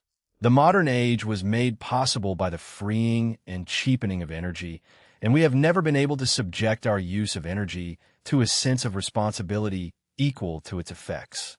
Sexuality is, after all, a form of energy, one of the most powerful. If we see sexuality as energy, it becomes impossible to see sexual fidelity as merely a duty or a superstition. At the root of culture must be the realization that uncontrolled energy is disorderly, and that in a human order energies must be given forms. Fidelity can thus be seen as the necessary discipline of sexuality, the practical definition of sexual responsibility. The forsaking of all others is a keeping of faith not just with the chosen one, but with the ones forsaken. The whole community is married, realizes its essential unity in each of its marriages. Another use of fidelity is to preserve the possibility of devotion against the distractions of novelty. What marriage offers, and what fidelity is meant to protect, is the possibility of moments when what we have chosen and what we desire are the same. One cannot enact one's love for mankind only for a particular person. One cannot live in the world in a general sense, but only in some small part of it. We thus come again to the paradox that one can become whole only by the responsible acceptance of one's partiality. Homeland and household. What I have been trying to do is to define a pattern of disintegration that is at once cultural and agricultural, the indissoluble connections between the spirit and the body and other bodies, the body and the earth. It is impossible for material order to exist side by side with spiritual disorder, or to care for each other more differently than we care for the earth. The earth is what we all have in common, and we cannot damage it without damaging those with whom we share it. There is an uncanny resemblance between our behavior toward each other and our behavior toward the earth. By some connection we do not recognize, the willingness to exploit one becomes the willingness to exploit the other. The modern failure of marriage that has estranged the sexes is analogous to the social mobility that has estranged us from our land, and the two are historically parallel, both caused by the disintegration of the household, which was the formal bond between marriage and the earth. The Odyssey is the best example of the connections between marriage and household, and the earth so fully understood. Odysseus, at the opening of the poem, is the castaway lover of the goddess Calypso, offered immortality if he will remain with her in exile. He chooses instead his mortal wife Penelope and his homeland Ithaca, renewing his pledge to the mortal terms of his marriage. The action of the narrative, the journey from the cave of Calypso to the bed of Penelope, reveals a structure that is at once geographical and moral, a series of diminishing circles centered on the marriage bed, from the sea wilderness through the island, the lands, the town, the household, to the bed rooted in the earth, the bed built around a living olive tree that cannot be moved without destroying it. In the renewal of the marriage, the return of Odysseus and the restoration of order are complete. His fidelity to his wife and his fidelity to his homeland become one. The poem closes with Odysseus moving from the warrior world of the Iliad to the domestic values, finding his father spading the earth around a young fruit tree and still bearing his or inland until he can plant it like a tree. The symbol of his warrior life become a farming tool. The Odyssey is an anti-Iliad, posing against the glories of battle the affirmation of domesticity and farming. And the farm life of the island seems so sweet and orderly precisely because we know the dark wilderness of natural force within which the fields are cleared and lighted. The necessity of wildness. Domestic order is threatened by the margin of wilderness that surrounds it, but no culture that hopes to endure can afford to destroy it or to set up absolute safeguards against it. The failure of organized religions lies in the attempt to impose an absolute division between faith and doubt. When they forbid their prophets to go into the wilderness, they lose the possibility of renewal. The most dangerous tendency in modern society is the tendency toward encapsulation of human order, the severance of the umbilical cord fastening us to the wilderness or the creation. The threat lies in a willingness to ignore an essential paradox. The natural forces that so threaten us are the same forces that preserve and renew us. An enduring agriculture must never cease to consider and preserve wildness. The farm can exist only within the wilderness of mystery and natural force, and if the farm is to last, the wilderness must survive within the farm. That is what agricultural fertility is, the survival of natural process in the human order. Similarly, the instinctive sexuality within which marriage exists must be made to thrive within marriage. Fidelity to human order, if it is fully responsible, implies fidelity also to natural order. One preserves the possibility of choice and of the renewal of devotion.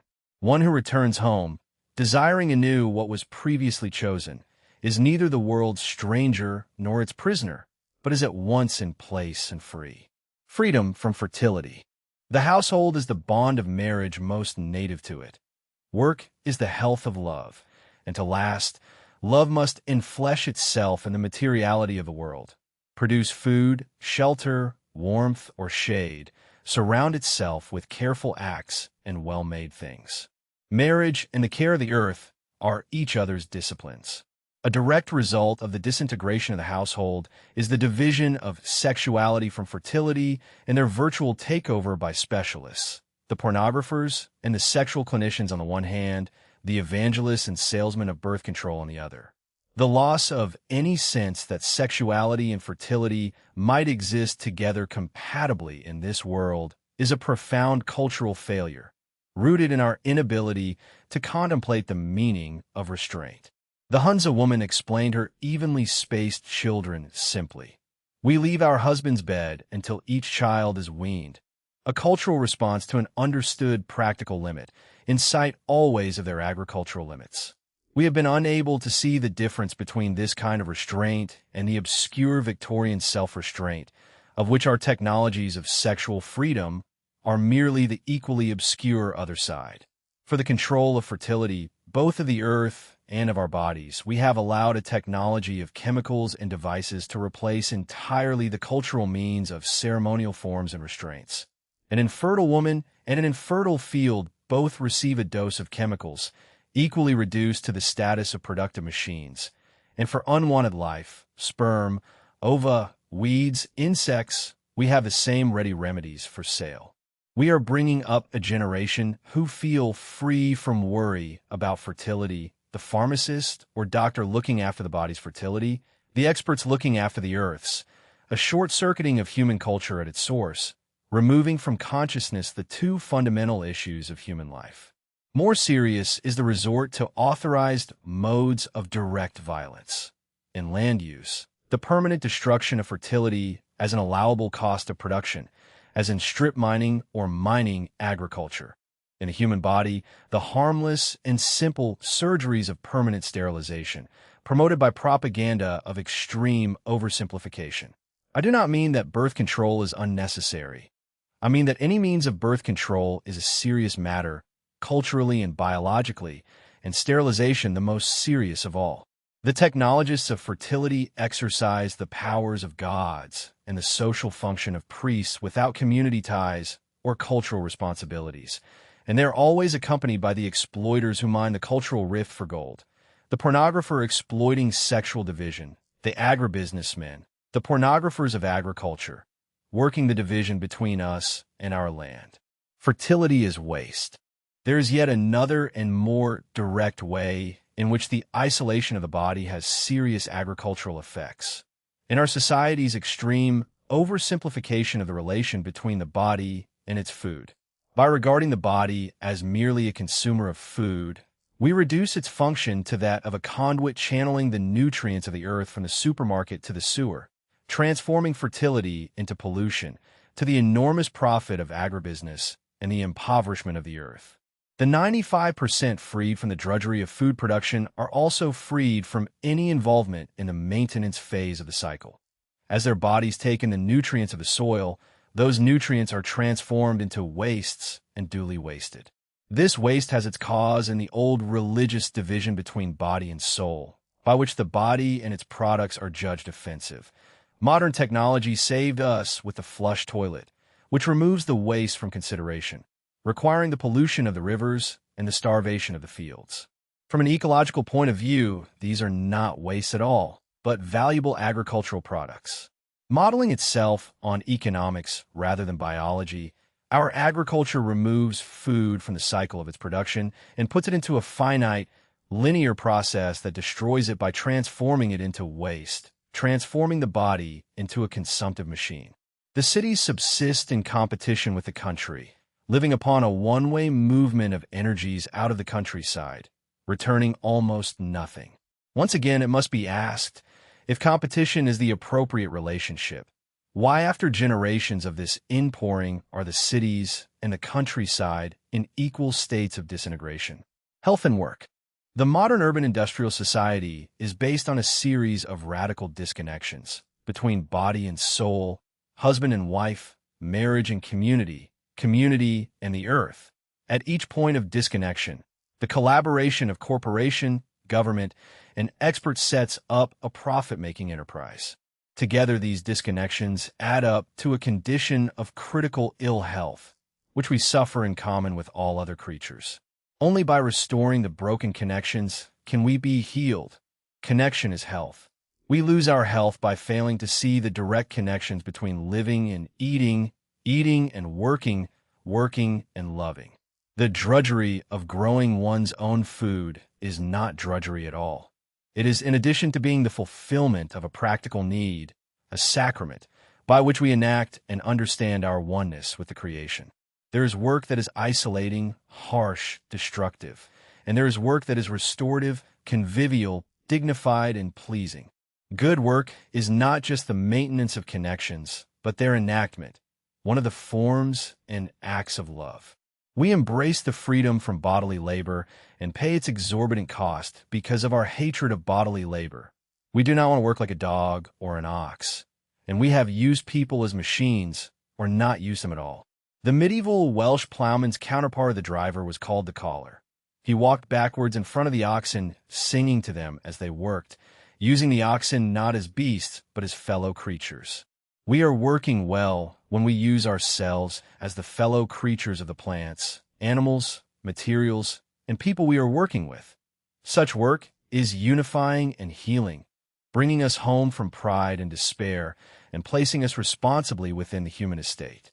It defines us as we are, not too good to work with our bodies, but too good to work poorly or joylessly or selfishly or alone. Health, rooted in wholeness. The family of words heal, whole, wholesome, hail, hallow, holy. The body cannot be whole alone, and health is connection. The isolation of the body, the fundamental damage of the specialist system, by which the devalued body and the disembodied soul maintain themselves at each other's expense, and contempt for the body becomes contempt for all other bodies. Usufruct and fertility, the cycle of production, consumption, and return against the linear conduit of the consumer body that transforms fertility into waste. Fidelity, the necessary discipline of sexuality, understood as the responsible use of energy. The whole community is married in each of its marriages. Quote, the concept of health is rooted in the concept of wholeness. To be healthy is to be whole. Quote, connection is health. Quote, to damage the earth is to damage your children. To despise the ground is to despise its fruit. To despise the fruit is to despise its eaters. 8. Jefferson, moral, and the upper crust.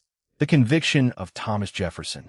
In the mind of Thomas Jefferson, farming, education, and democratic liberty were indissolubly linked.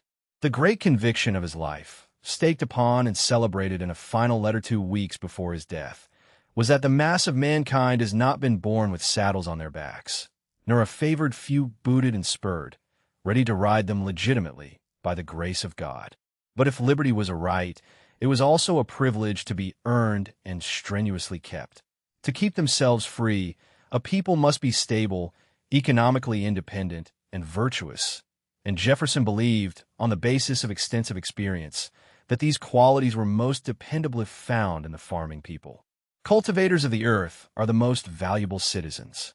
They are the most vigorous, the most independent, the most virtuous, and they are tied to their country, and wedded to its liberty and interests by the most lasting bonds. Bonds not merely of economics and property, but of the investment in a place and a community of work, devotion, knowledge, memory, and association.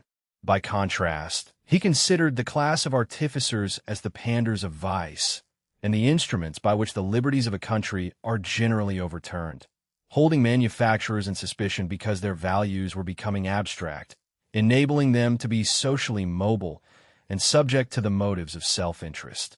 For democracy, public education was obviously necessary.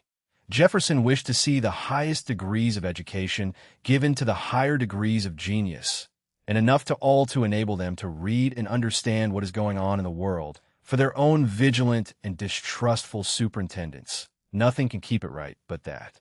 Moral and the Land-Grant College Acts. On July 2nd, 1862, 36 years less 2 days after Jefferson's death, the first Land-Grant College Act became law.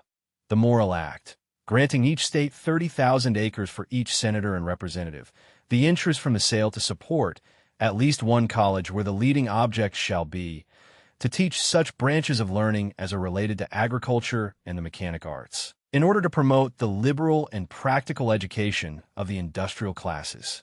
In 1887, the Hatch Act created the state agricultural experiment stations to promote a sound and prosperous agriculture and rural life, and to assure agriculture a position in research equal to that of industry, a phrasing that preserves the distinction between agriculture and industry. And in 1914, the Smith-Lever Act created the Cooperative Extension Service.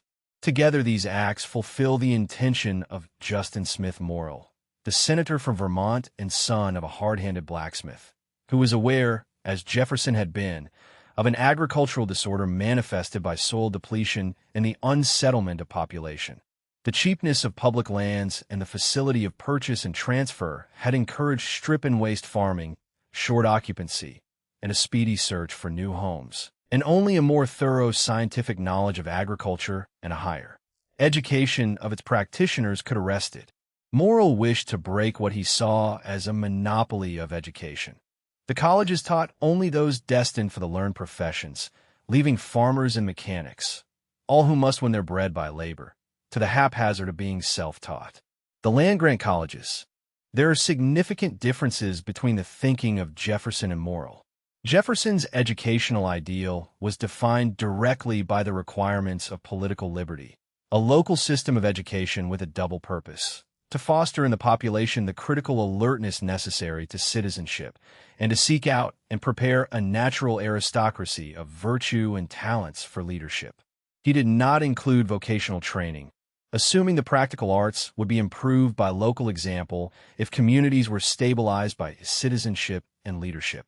Morrill looked at education from a strictly utilitarian viewpoint. The aim was to correct the work of farmers and mechanics and exalt their usefulness.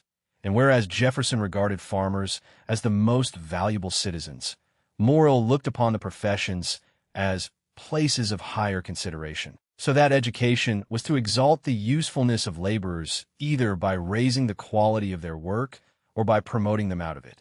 The apparent intention in regard to agriculture remained the same from Jefferson to Morrill to the Acts: to stabilize farming populations and establish a permanent agriculture. The failure of this intention was caused in part by the lowering of the educational standard from Jefferson's ideal of community responsibility to Morrill's utilitarianism.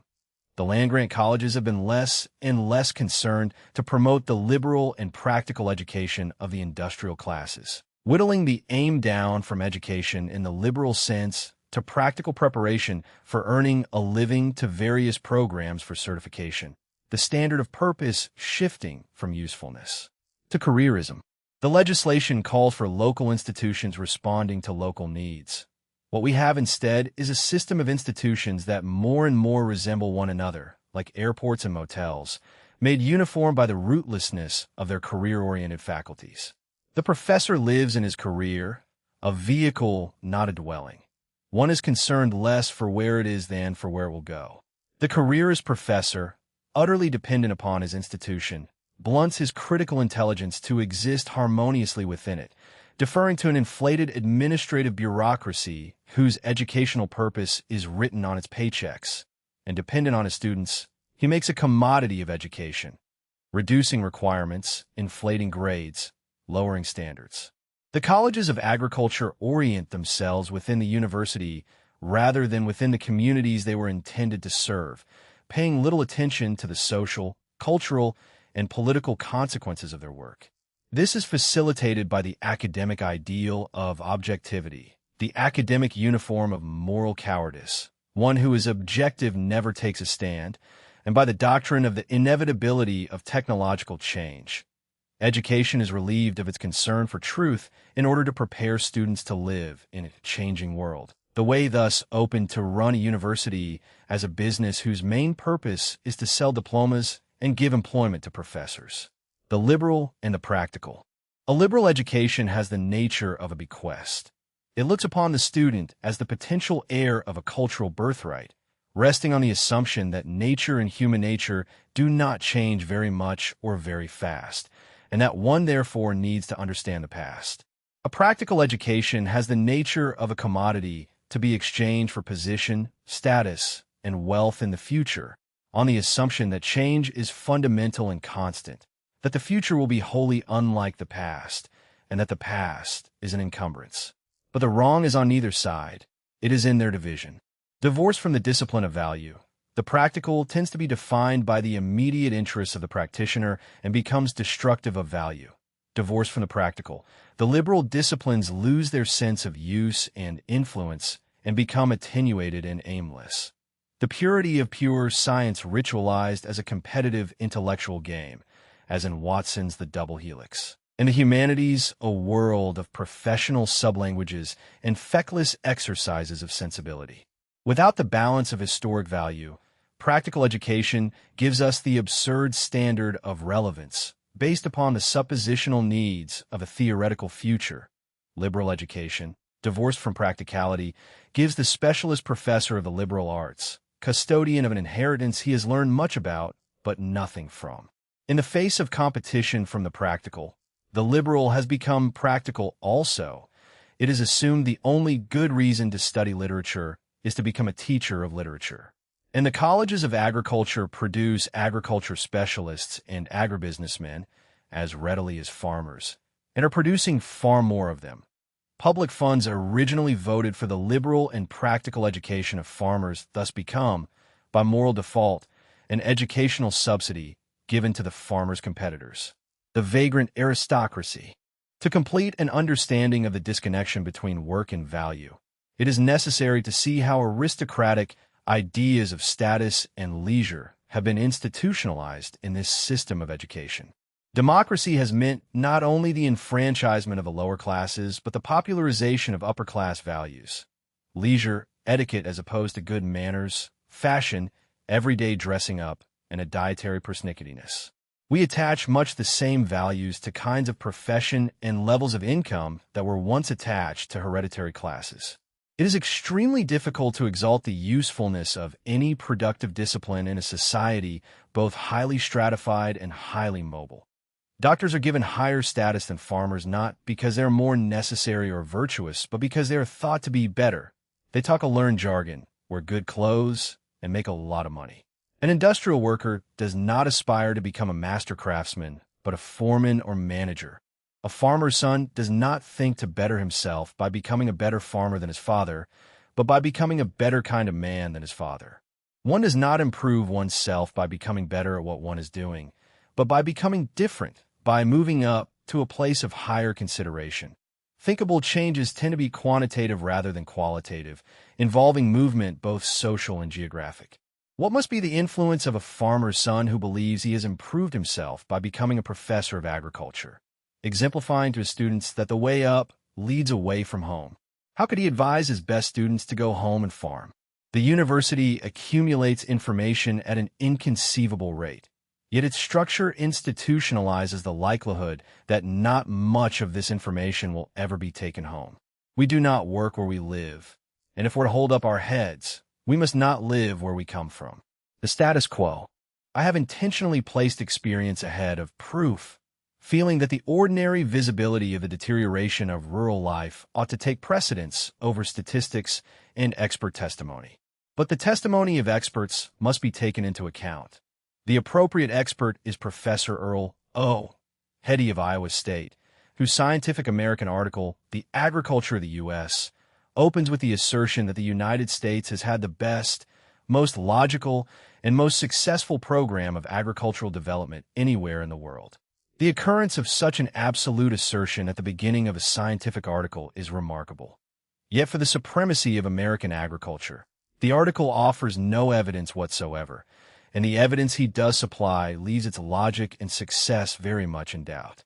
He describes the old agriculture of farm-based independence, and then what we have done with and to that endowment.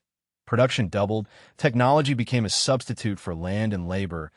1 million workers migrated out of agriculture in 5 years, cited merely as evidence of technology's efficacy, with no question of the human and social costs.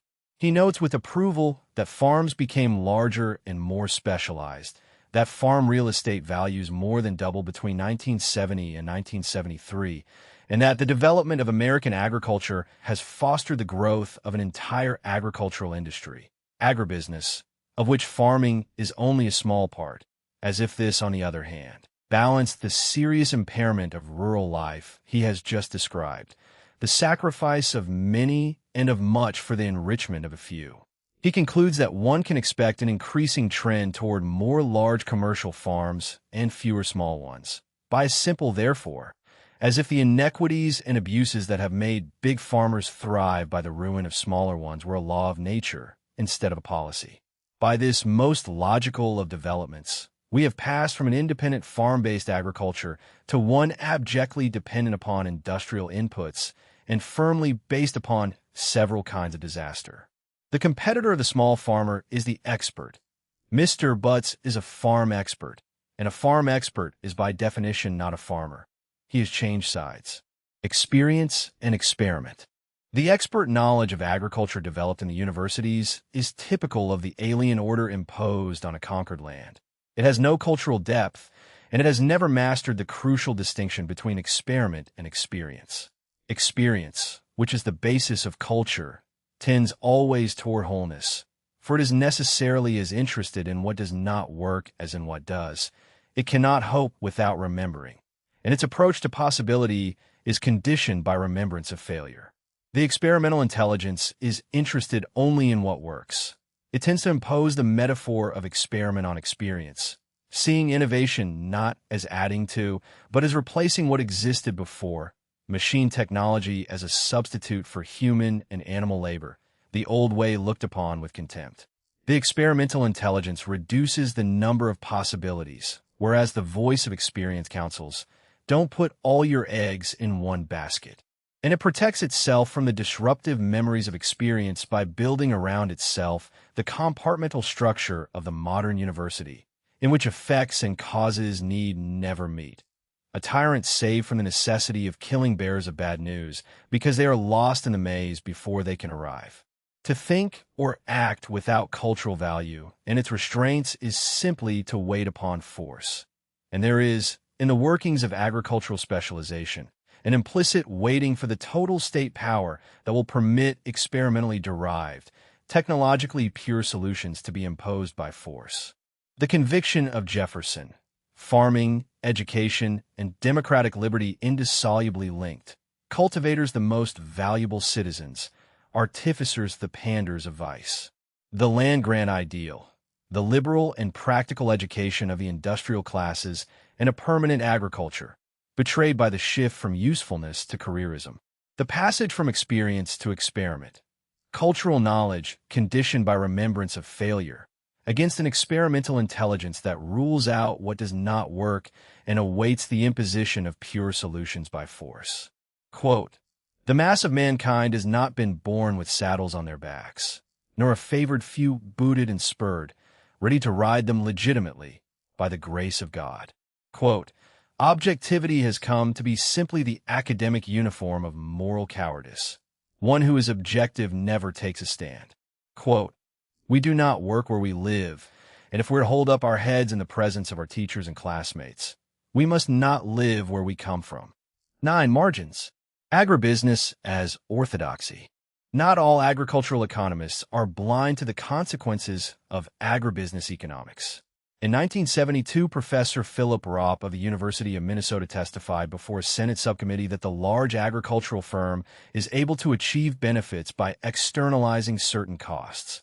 The disadvantages of large-scale operation, waste disposal, pollution control, deterioration of rural social structures, the political consequences of concentrated economic power, fall outside the decision-making framework of the large farm firm, though they are unquestionably costs to the larger community. The economic and political power of large size provides a constant temptation to take the benefits and pass on the costs. The occupational composition of the population changes.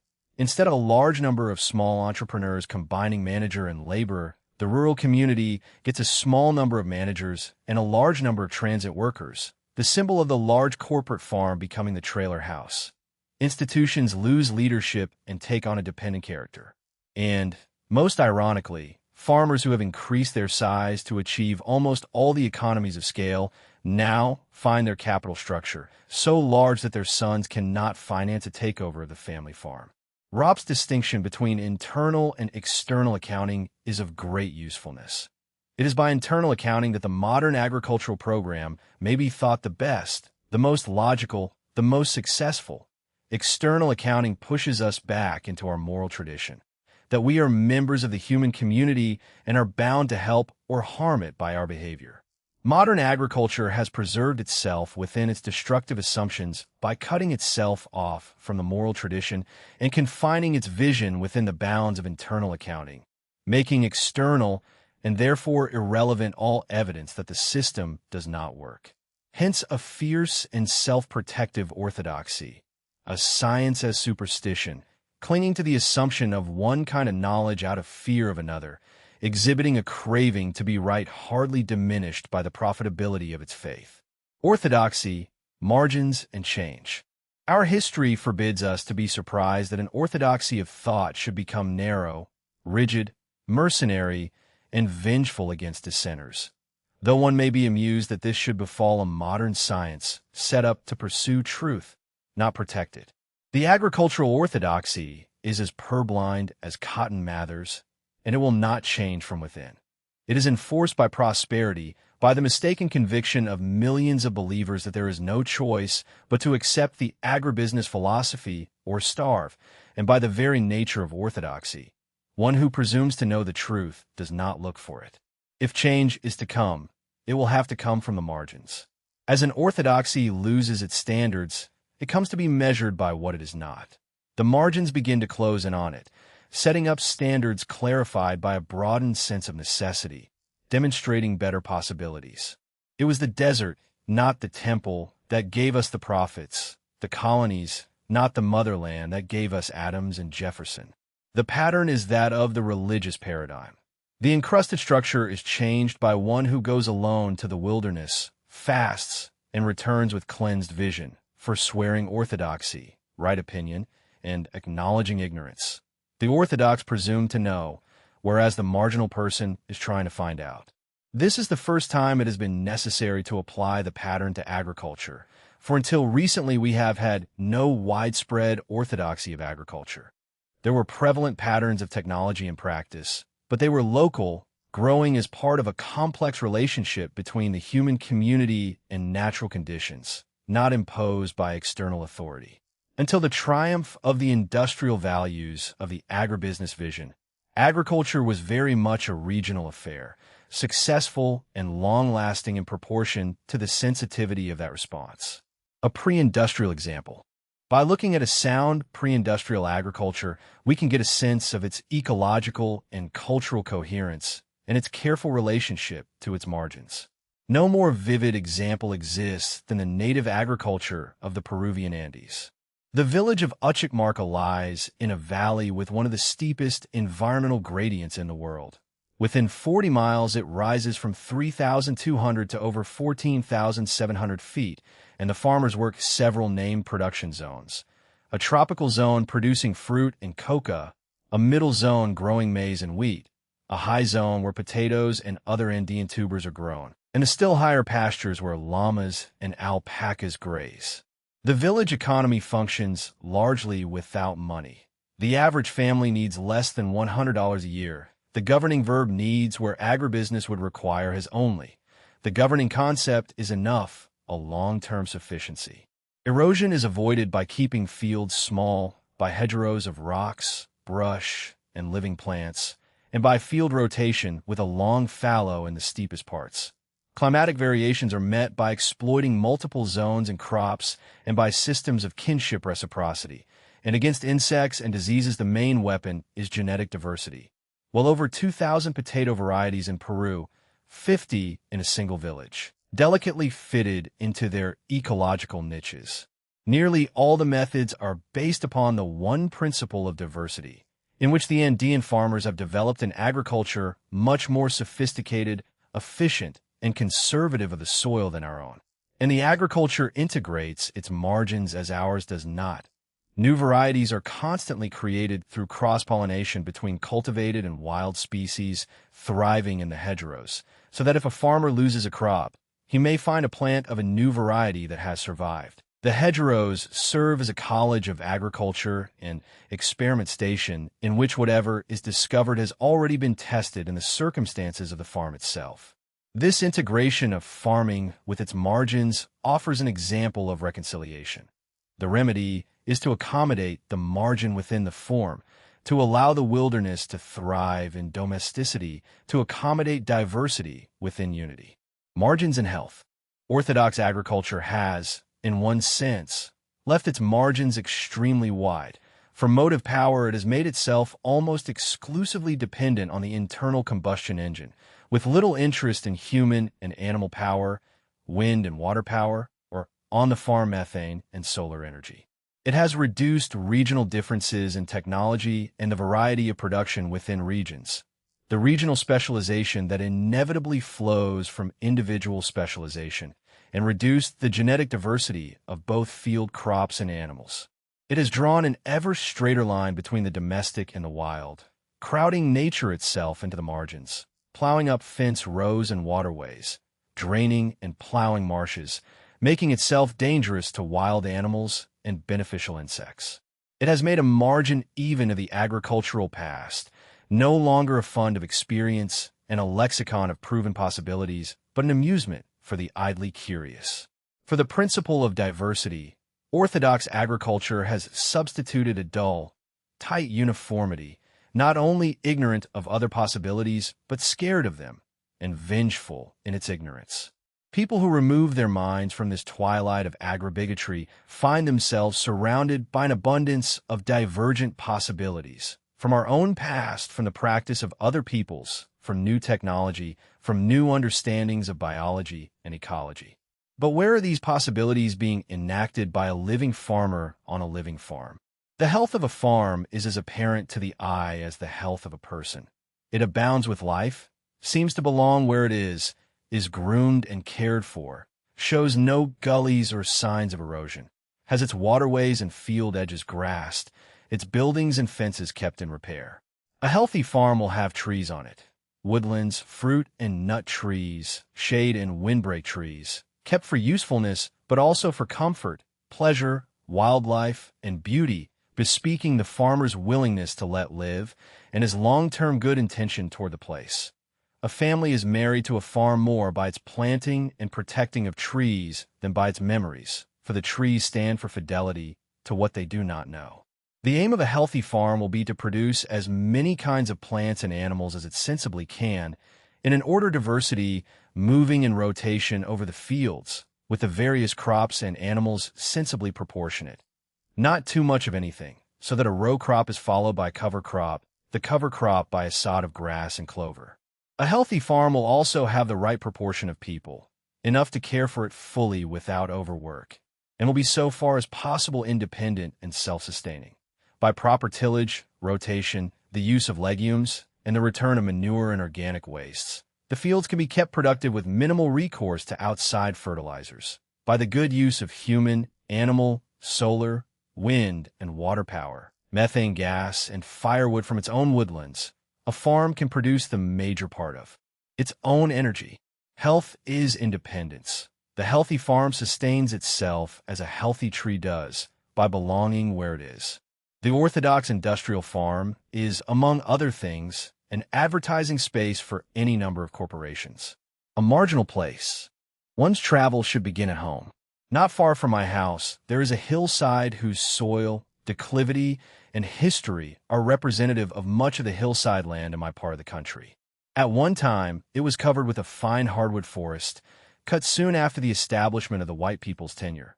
The land was used for row crops and pasture, with results that will remain visible for many more generations than the land was in use. And around the time of the Second World War, when machines replaced the horse and the people, it began to go back to the bushes. It is still in bushes. Under the weed trees are the slowly healing scoops and gullies of old erosion, part of the investment in a way of farming unsuited to the place, which no generation's income will ever redeem. Walking along the contour, one crosses natural waterways cut to the rock, where the plows stop short and the land is whole. The trees are larger, and beside one hollow stands a big tulip poplar, 2 feet thick, growing in excellent soil, a reminder of the original forest. On the one hillside, you are aware of crossing agricultural margins of 2 radically different kinds. One that farming damaged and virtually abandoned, and one that farming never came to. The second, the indispensable measure of the first, telling us by how much our history here has failed, and showing us just as exactly what we must aspire to, a little border of health along the edge of bewilderment and defeat. Such hillsides can be made to produce excellent pasture, and might, with care, support a mixed 2-story agriculture of pasture and trees. Natural walnut stands managed for nuts and timber, augmented by grafted varieties planted on the contour. The good use of such land calls for great care in clearing, minimal bulldozing, clearing in narrow strips on the contour from the top down, terracing where feasible, sowing quickly with a great diversity of clovers and grasses, and a quick-growing shelter crop. It needs to be managed intensively and in small fields, rotated stock, mowing once a year. A good hill farm is almost by definition a small farm and a family farm, and it requires a technology appropriate to it in scale and cost. Thomas P. Cooper, Dean of the University of Kentucky College of Agriculture, wrote in 1937 that in Kentucky and many other states there are farming areas where work animals are indispensable. Small farms, hillside fields, rolling land, and poorly drained areas can be successfully and economically farmed only by the use of horses and mules, which would be raised on farm-produced grasses and grains. I would not argue that we ought to go back to 1937, but I'm not so sure that what was considered indispensable in 1937 can be simply dismissed as out of date in 1977. For the intervening 40 years, Dean Cooper's successors have produced, on thousands of acres of such land, not a better agriculture, but virtually none at all, removing from consideration a way of farming suited to certain lands and replacing it with neglect and waste. A marginal person. Some years ago, I frequently drove past a small farm in a creek valley of narrow bottomlands and hillsides rougher and less fertile than the one I have described, in an area of semi-abandoned land, outstanding, not for its improvements, which were old and few, but because it was clearly both well used and well cared for. It was farmed by an old man and woman and a team of Percheron horses. House and yard and barn always showed a resident pride. There was an orderly, abundant vegetable garden. The pastures were mowed every summer. The tiny bottomland where the old man grew his tobacco was cut into pieces by grassed and bridged waterways. Those little timber bridges bespoke his care, for the usual thing would have been to drive regardlessly across the shallow drains and wear the banks away. The place was a good marginal farm, the lone survivor within hundreds of square miles of a kind of farm commonplace 30 years ago. And finally, it went the way of the rest. The old man died. His wife moved to town. The house was rented to people who did not live there. The team of horses disappeared. Peering through a crack in the closed barn, I found a milking room with homemade stanchions, and used for years, and the old man's horse-drawn equipment, nearly worn out, patched, and wired together. The forlorn tools of a man who had heirs, but no successors. By the standards of orthodox agriculture, this old man and his farm were anachronisms. Yet there is no legitimate way of withholding respect from him. In a time when millions of able and expensively educated young people find it easy to accept a dependence on welfare, here was a man who worked until he died, taking care of himself and of his part of the earth. Many agriculture specialists see themselves as conservatives, looking with contempt upon those who accept public handouts, but with equal contempt upon the most traditional means of independence. Such conservatives wish to conserve nothing less than the great corporate blocks of wealth and power, and are in fact the most doctrinaire and disruptive of revolutionaries. The old man and his farm together made a cultural unit, recognized and valued in this country from colonial times. It is still a perfectly respectable human possibility, and all it requires is the proper humanity. Tradition and experience. The marginal possibility, the marginal place, and the marginal humanity are reinforced by a marginal way of thinking. Until now, a counter-theme in our history, subordinate to exploitation, but unbroken and still alive. The theme of settlement, of kindness to the ground, of nurture. In the Farmer's Home Journal of January 1892, a correspondent urges every man in Kentucky to set out nut-bearing trees. The first thing a young man should do is to get him a home. The next thing, get him a wife, and next set him an orchard. Another writes that no man should spend his labor and time over so large an acreage as to fail in making a first-class garden. And W.C. of Rural Neck, a place no longer on the map, writes an exuberant essay on the economy of the soil, recommending manure fresh from the barn, rotten straw, chips and ashes, anything that will rot. Yes, rot is the word. Rot means death, and without death and rot there can be no new life. Nature never loses anything. He says, it is only a fool man who squanders his substance and makes himself poor and everybody around him and the land that he lives on too. When people learn to preserve the richness of the land that God has given them and the rights to enjoy the fruits of their own labors, then will be the time when all shall have meat in the smokehouse, corn in the crib, and time to go to the election. W.C.S. argument is the one we get, with greatly increased scientific authority, from Sir Albert Howard. But he is stating it plainly enough 50 years before Howard's books were published, and his voice is joined to those of his fellow correspondents insisting on the importance of home, household, orchard, and garden. These men were speaking out of tradition. the yeoman's or agrarian tradition, proved and upheld by experience. And this association of tradition and experience is humanly broad and deep, solid enough to build a civilization upon. Whereas the orthodox agriculture can support nothing but the shallow expansion of a bookkeeper's economy. Organic farms. The attitudes and values of traditional agriculture still survive in our time, supported by the experience of our time, though their survival is marginal and ignored by the colleges of agriculture. In the spring of 1974, I visited a 900-acre organic farm in Iowa, which made extensive use of commercial organic fertilizer, but more importantly, of a careful rotation of corn, oats, soybeans, and 2 years of pasture, manure on the corn ground every year, and chisel plowing instead of the turning plow. Within a year or two, earthworms and other life had become abundant in the soil. The ground had become darker, looser, easier to work, drying more quickly. Feed went farther as it became more palatable, and the farm had no insecticide program at all. In its machinery and buildings, it was as modern as any other of comparable size, yet required only 4 full-time workers. Later, I visited a 700-acre organic farm in Nebraska, equally impressive. If all the farms in the country were managed organically, both our people and our land would undoubtedly be healthier. Yet the 700-acre machine-equipped organic farm cannot be considered the solution to all our problems. For to accept it as such is to forswear any further discussion of the cultural and political importance of the small landowner.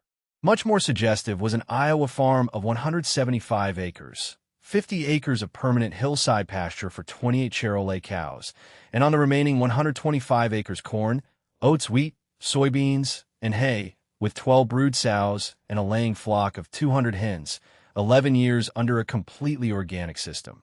Oats and wheat, legumes for hay, soybeans, corn in rotation, manure at 2 tons an acre, commercial fertilizer only on the corn ground at $12 an acre. The farmer was a man of impressive intelligence and judgment. The Secretary of Agriculture had called for all-out production, and I asked if it had affected his program.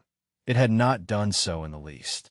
He used a chisel plow, which leaves the top layer of soil on top, where it belongs, creating a soil that works like a sponge, absorbing and retaining water, without hard pan, less drouthy and less subject to erosion. He used no herbicides because he did not want to contaminate the streams. His yields matched or exceeded his neighbors. Soybeans 40 bushels against a state average of 33, corn 90 to 100 bushels. The cow herd was wintered on hay alone, without grain or insecticides. His 23 calves were in robust health, without pink eye. And the Rodale experimental farm, previously cropped with heavy applications of chemicals, went from 40 bushels of corn the first organic year to 60, 80, and in the 4th year 140, against the county's top chemical yield of 157 bushels obtained with 190 pounds of nitrogen, 230 of phosphorus, and 673 of potassium. Dr. Commoner's argument. Some evidence now supports the visual impression. Barry Commoner, in The Poverty of Power, makes the Washington University study of organic and conventional Corn Belt farms the fulcrum of a powerful argument for organic soil management. From 1950 to 1970, American agriculture made impressive gains in productivity. Corn production per acre tripled. A broiler gained nearly 50% more weight from its feed. But during that period, real farm income decreased from about $18 billion to $13 billion. The total mortgage debt of U.S. farms rose from $8 billion to $24 billion, and there was a massive shift from diversified farming to monoculture. Reducing the time farmland was covered with plant growth, removing animals and their organic waste from the fields, and shifting from nitrogen-fixing legumes to commercial nitrogen fertilizers. The farm's link to the sun has been weakened, replaced by a new and dangerous liaison with industry. The net farm income decreased, not in spite of, but because of a new technology of machines and chemicals. In the 1974 season, the conventional farms produced $179 per acre and the organic farms $165, but the operating costs were $47 versus $31 per acre, so that net income per acre was essentially the same. The organic farms used 6,800 BTU of energy per dollar of output against 18,400 for the conventional, about one-third as much energy. Commoner's indictment. One can almost admire the enterprise and clever salesmanship of the petrochemical industry. Somehow it has managed to convince the farmer that he should give up the free solar energy that drives the natural cycles and, instead, buy the needed energy in the form of fertilizer and fuel from the petrochemical industry. The giant corporations have made a colony out of rural America. The use of draft animals. Commoner correctly perceives that the overriding issue is not energy conservation, but the colonization of the farmland by the petrochemical industry. Yet his perception is not carried far enough. He is willing to do away with petroleum-derived fertilizers and pesticides, but will not contemplate reducing the dependence on petroleum fuels. He suddenly makes a perfunctory bow before the golden calf of agribusiness, the spurious standard of practicality by which any unorthodox technology may be waved away. His mild refusal is mild compared to the official reaction. In August 1975, the Farm Index of the Department of Agriculture published, wanted 61 million horses and mules, 31 million farm workers, based on a speech by Earl E. Gavitt, which confounds critics of today's farming practices by a straight projection of 1918 resources to meet 1974 production, a biologically impossible and sociologically impractical idea. The article concludes, requiring 61 million horses and mules, of which there were only 3 million, 31 million farm workers, 180 million acres of prime farmland to feed the animals, and a mind-boggling movement of 26 million workers from city to farm. The chief objection is that there was never a reason or occasion for the argument.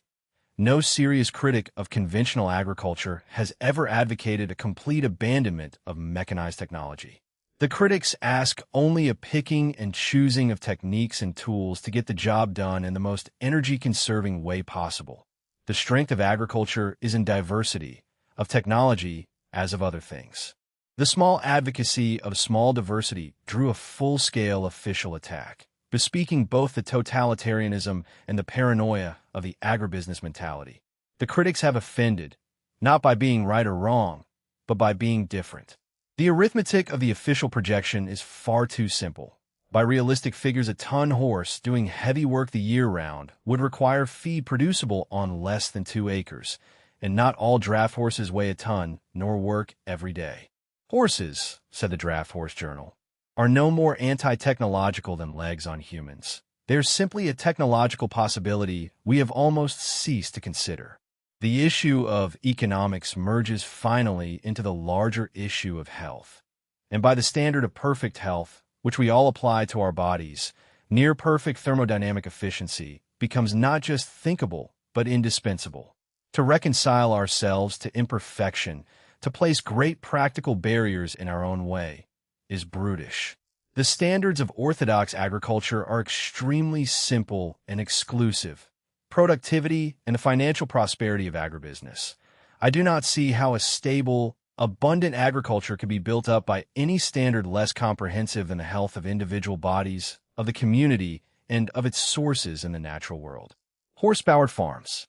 A number of horse-powered farms presently exist, requiring only to be carefully observed. In the early spring of 1975, I visited 3 good Iowa farms making extensive use of horses, all farmed by older men, working for the most part alone, by conviction, thoughtful, passionate holdouts against the capital-intensive farming of their neighbors.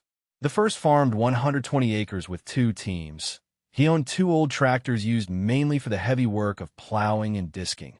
Aside from barn manure, he used no fertilizer, no insecticides, and he believed he had less erosion and ground that worked easier, with corn averaging 70 bushels an acre. The second, on 300 acres surrounded by cash grain businesses, did most of the farming with horses, keeping an old tractor for the heaviest work. His fields were fertilized with manure and tilled in rotation from corn to beans to oats to hay, with a hand-milked dairy herd of 6 cows. The third had never used a pound of fertilizer, kept 12 horses, won a Percheron stud, whose breeding income paid all the operating expenses, When I asked how his situation compared his neighbors, he said he couldn't say, but that they often called him over to buy something they ought to keep. An Iowa student described the second farm as an oasis in the midst of a desert. While the majority fall plow such vast acreages that the snow drifts are black with topsoil, this farmer's fields were well fenced, his rotation the old Iowa standard of corn, oats, hay, and soybeans. The use of horses is not just a means of doing work, but a way of farming. With horses come pastures and hay fields, the diversification of animal species, the use of manure instead of chemical fertilizers, the year-round use of the land by animals, plants, and people, a permanent, settled, careful, largely independent agriculture. 70 bushels of corn per acre is only half as good a yield as 140, but it is infinitely preferable to no bushels at all and attainable year after year, whatever happens on Wall Street or in the capitals of the Middle East, for the horse teams will go to the fields no matter what. The Amish. My final example of an exemplary marginal agriculture is that of the Amish, whom the agricultural orthodoxy sees as quaint, picturesque, old-fashioned, a sight that is perfect blindness. For what is not seen is that the Amish are a community in the full sense of the word, perhaps the last surviving white community of any considerable size in this country. There are three primary reasons for their survival. First, the Amish communities are at their center religious, bound not just by worldly necessities, but by spiritual authority. A religion attentive to its obligations in this world, its goal not just the welfare of the spirit, but a larger harmony among God, nature, family, and community. Second, they have severely restricted the growth of institutions among themselves. Their ministers are chosen by lot after fasting and prayer. Their services held in barns and homes. There are only two Amish institutions, the family and the community, which fulfill directly nearly all the functions we have delegated to our obtrusive institutions, serving as insurance, welfare, social security, indeed as government. And third, the Amish are the truest geniuses of technology, for they understand and know how to limit it, refusing to see technological innovation as an end in itself, limiting their technology for the sake of the wholeness of the community. By living well, without automobiles, tractors, and telephones, they prove them unnecessary and give the lie to our economy. By these restraints, they have kept themselves and their children at home. The Amish landscape is vibrantly populated. All the houses are lived in, fences and buildings in excellent repair, gardens and fruit trees and beehives, a use for everyone. They practice a way of farming capable of exquisite care. On a steep hillside cared for by 3 generations of Amish farmers. The corn was cut and shocked by hand, so the cover crop could be sowed as soon as possible, and I looked for marks of erosion. There were none.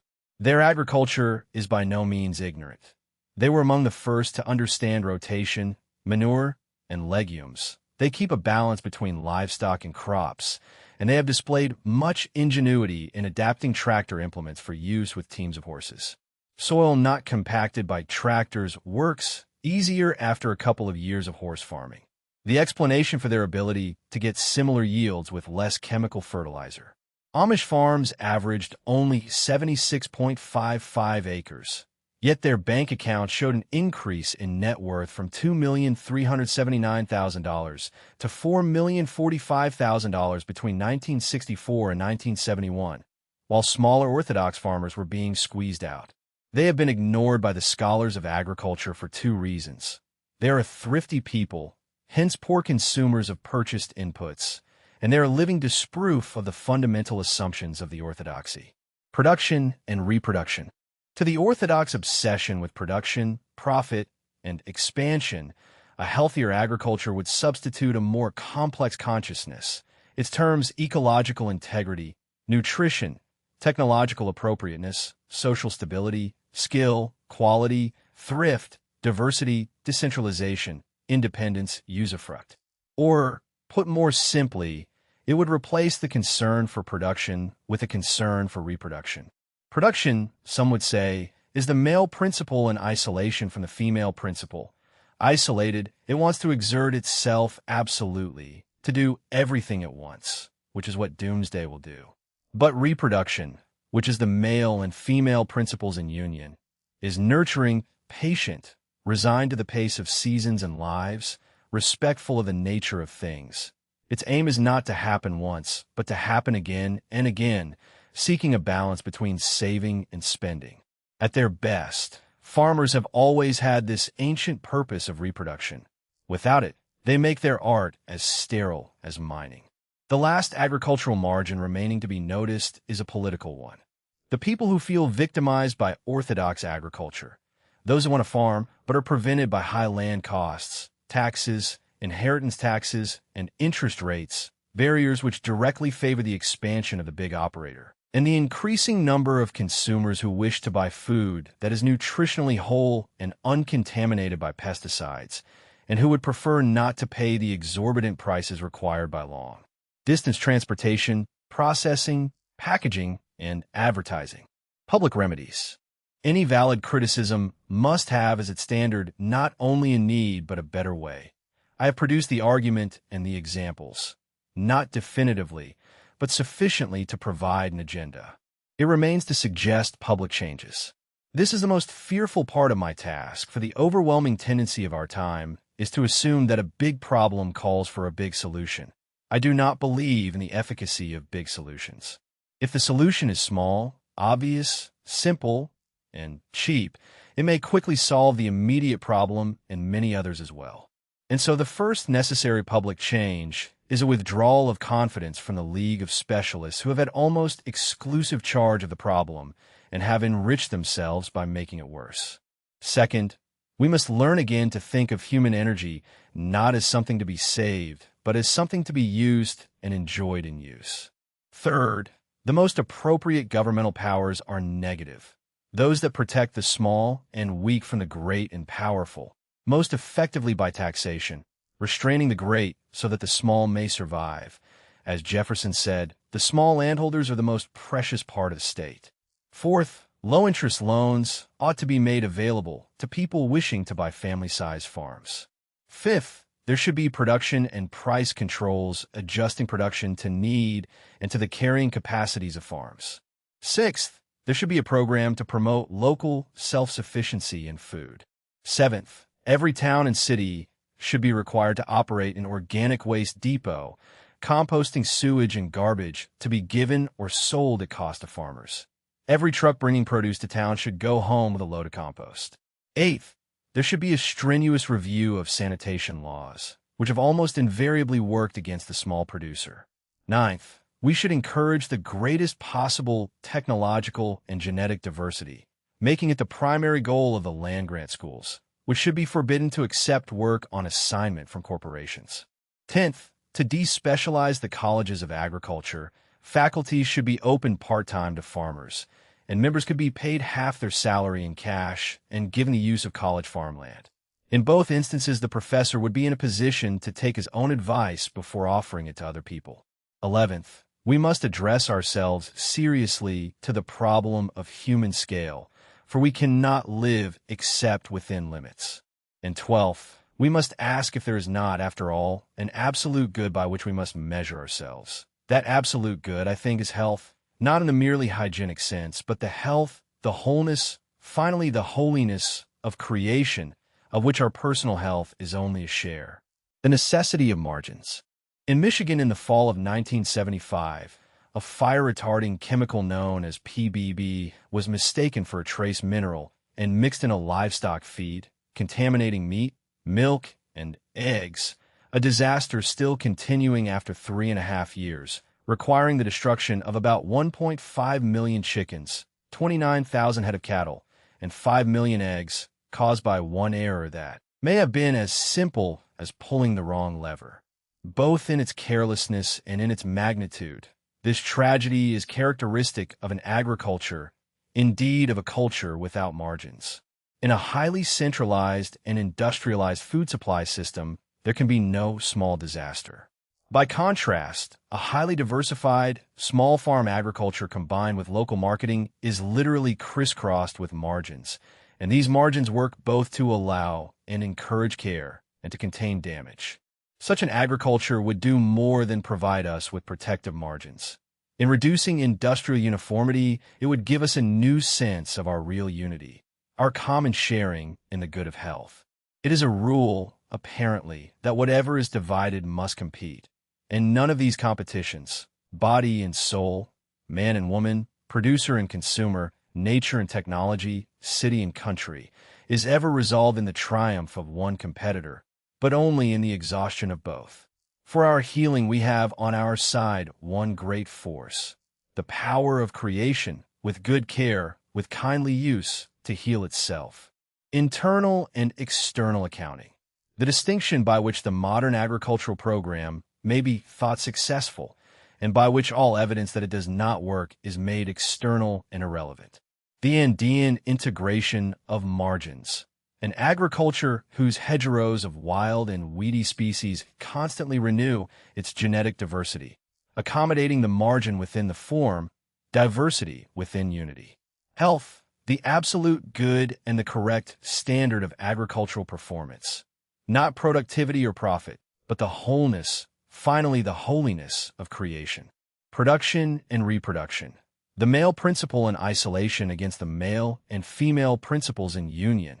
Reproduction nurturing, patient, resigned to the pace of seasons and lives.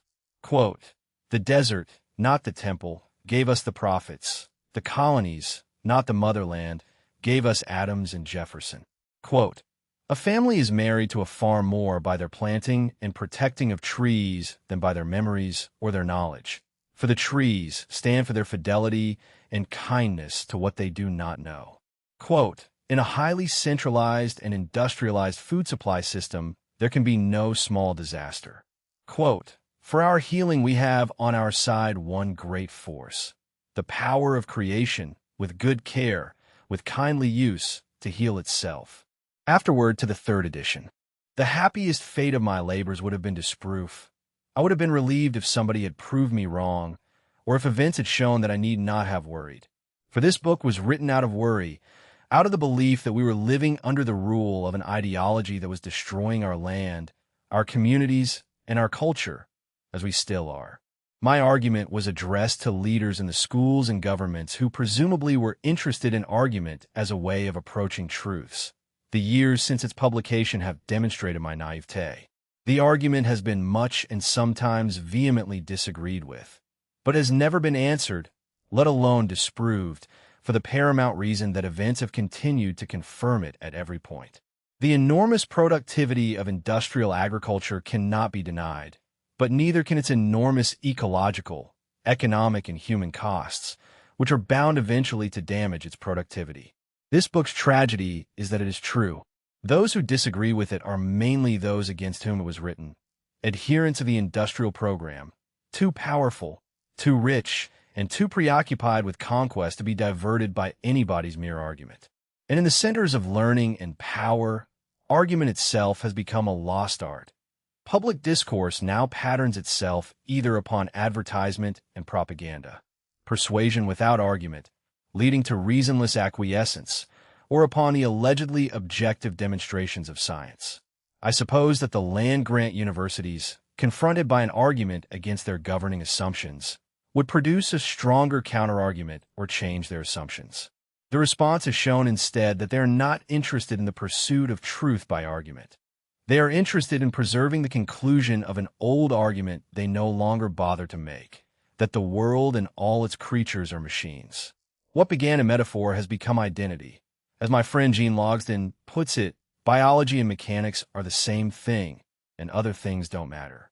Hence the derived assumptions that experts are made by education and are smarter than other people, that people who work cannot be trusted to think about it, that human workers are inefficient machines to be replaced by better machines and chemicals, that a farm is a factory and farm bankruptcy increases its efficiency. Eventually, this mechanistic line of thought brings us to the doctrine that whatever happens is inevitable, or, even more contemptible, that every bad thing that happens is inevitable. Every good gift comes from politicians, scientists, and corporations. Evils, however, are inevitable, and there is no use in trying to choose against them. Thus, President Clinton, for whom I voted, could tell farmers in Billings that the farm population is dramatically lower than a generation ago, and that was inevitable because of the increasing productivity of agriculture. That is to say that what happened because it had to happen. The apologists for the ruin of agricultural lands have always shown that they did nothing to stop it because there was nothing they could have done.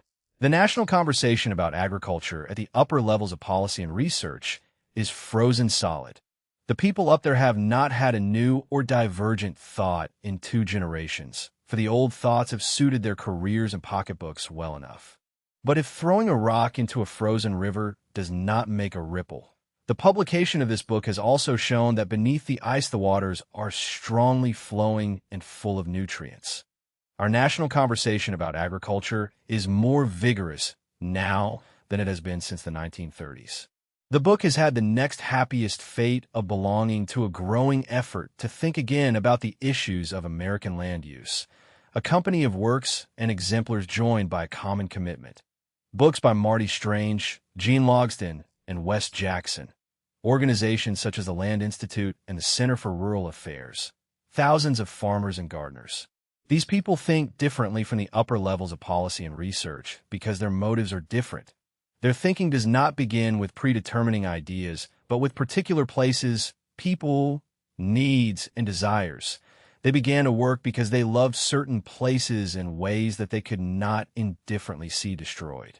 What we are working for is an authentic settlement and inhabitation of our country. All human work lovingly adapted to the nature of the places where it is done. We do not believe that any violence to places, to people, or to other creatures is inevitable. The industrial ideology is wrong because it obscures and disrupts this necessary work of local adaptation or homemaking. I do not believe that this effort will lead to perfection. The best agriculture we can imagine will not return us to Eden, and we will carry into whatever we do the weaknesses and limits inherent in our nature. But our imperfections argue more strongly than any hope of perfection for the adoption of ways that can lead us beyond the selfishness institutionalized in the present economic system. To suggest that the health of places and communities might be the indispensable standard of economic behavior is finally to ask how a mere human, whose years are like the grass that is cut down in the evening, can justify on his or her own behalf the permanent destruction of anything. Our effort to make something comely and enduring of our life on this earth will last as long as our species. The doctrine of inevitability. Every bad thing that happens is inevitable. The mechanistic faith that converts industrial destruction into progress and relieves its adherents of any power or duty to choose against it. The machine identity. The university's unargued conclusion that the world and all its creatures are machines, begun in metaphor, now become identity. Authentic settlement. Human work lovingly adapted to the nature of the places where it is done. The effort of local adaptation, or homemaking, against which the industrial ideology is measured and found wrong. Quote, this book's tragedy is that it is true. Quote, their thinking does not begin with a set of predetermining ideas, but rather with particular places, people, needs, and desires. Quote, to suggest that the health of places and communities might be the indispensable standard of economic behavior is finally to ask how a mere human can justify on his or her own behalf the permanent destruction of anything. Conclusion. The Unsettling of America is, among other things, a book that has earned the right to its own tragedy. Written out of worry, argued against the reigning assumptions of the agricultural establishment, it has never been answered, let alone disproved, and its author would have been relieved if it had been. Barry's central diagnosis is a split between body and soul, work and value, producer and consumer, people and land. And his book is a sustained effort to trace each of the modern agricultural ills, the poisoned field, the abandoned hillside, the displaced family, the polluted river, back to that division in the character of a people. The book's arc moves from the historical founding, the fur trade, the vagrant sovereign, the manufactured paradise, through the diagnoses of the crisis as one of character, agriculture, and culture, to the constructive core, the body and the earth, the household as the bond between marriage and land, the margins where the alternatives survive, and ends in the afterwards testimony that the argument, unanswered, is now being lived out by a growing company of people who began to think and work, not because they had careers to make, but because they loved certain places they could not indifferently see destroyed. The stakes are nothing less than the survival of civilization and of the earth that sustains it. If Barry is right, industrial agriculture is not the solution to hunger, but a principal cause of it, an extractive industry that spins the fertility of the soil, the health of the body, and the coherence of communities as if they were income, and that has made the future a colony whose inhabitants are our own descendants. What the book costs the reader's prior picture is considerable. It dismantles the article of faith that bigger is better, that productivity is the measure of agriculture, that experts should be trusted with what ordinary people can no longer do for themselves, that the machine can replace the hand, and that the divisions of modern life between where we live and where we work, between what we say and what we do, are not wounds but conveniences. Each of these certainties is shown to rest on the same unargued premise, that the world and all its creatures are machines. The book is honest about its own limits. Barry offers no political program that would not depend on a prior change of heart. His public remedies are explicitly small, simple, and cheap, and he knows that no remedy can be enacted by organizations, for the use of the world is finally a personal matter. The organic and horseback examples may not generalize. The Amish are a community whose wholeness cannot be exported, and the author concedes that our imperfections will follow us into whatever we do, and that no agriculture will return us to Eden. What the book leaves the reader with is not a blueprint, but a standard, health, and an image. The old man caring for a young fruit tree, the swale of uneroded ground beside the abandoned field, the plowman in Tuscany whose motion began before the rise of Rome. It ends, as it began, with the care of the earth as our most ancient and most worthy and most pleasing responsibility, and the conviction that for our healing we have on our side one great force, the power of creation, with good care, with kindly use, to heal itself. Key persons discussed: Wendell Berry, the author, Kentucky farmer, essayist, poet, and novelist. The book's first-person register and personal testimony are his own. Earl L. Butts, Secretary of Agriculture whose food is a weapon, get big or get out, and Fence Row to Fence Row are the book's running symbols of official folly. Sir Albert Howard, the British agricultural scientist, one great subject of health in soil, plant, animal, and man, the wheel of life. Bernard DeVoto, historian whose The Course of Empire provides the fur trade parable. Thomas Jefferson, cultivators of the earth are the most valuable citizens, the agrarian ideal of settlement, and the small landholder. Justin Smith Morrill, author of the Land-Grant College Acts, the liberal and practical education of the industrial classes. C.P. Snow, Keynes, Gandhi, Confucius, Thomas Hardy, Edwin Muir, Blake, Shakespeare, Keats, Hart Crane, Homer, Odyssey, the Amish, the Andean farmers of Uchucmarca, the sources, exemplars, and voices Barry Marshalls. R.H., Tawny, J.K., Galbraith, Ivan Illich, Barry Commoner, F. H. King, Philip Ropp, Earl Hetty, Jules Ballard, David Budbill, Maurice Talene, Gene Logsdon, Wes Jackson, Marty Strange. The critics, experts, and modern exemplars engaged throughout. Key works discussed: The Course of Empire, Bernard DeVoto's source of the belt knife portent and the constantly expanding market.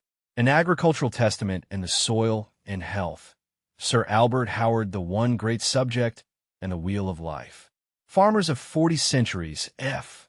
H. King, The Example of Cyclic Use and the Return of Waste to the Soil. The Poverty of Power, Barry Commoner, The Central Modern Argument for Organic Soil Management. The Odyssey, Homer, The Paradigm of Marriage, Household, and Homeland. Fidelity to wife and land become one. King Lear, Sonnet 146, The Bridge, That Hideous Strength, The Double Helix, The Revolution in American Agriculture, National Geographic, The Agriculture of the U.S. Scientific American, Hetty, The Literary and Documentary Witnesses. The Soil and Health, The Great Digest, Confucius, The Farmer's Home Journal of 1892, President Clinton's 1995 Billings speech, sources of the argument's tradition, and its official targets. Index of key concepts. Exploitation and nurture. The two opposite kinds of mind. The specialist, efficiency-minded, profit-seeking exploiter, and the farmer whose standard is care and whose goal is health. A division not only between persons, but within persons, for we are all to some extent the products of an exploitive society. The law of Redskins.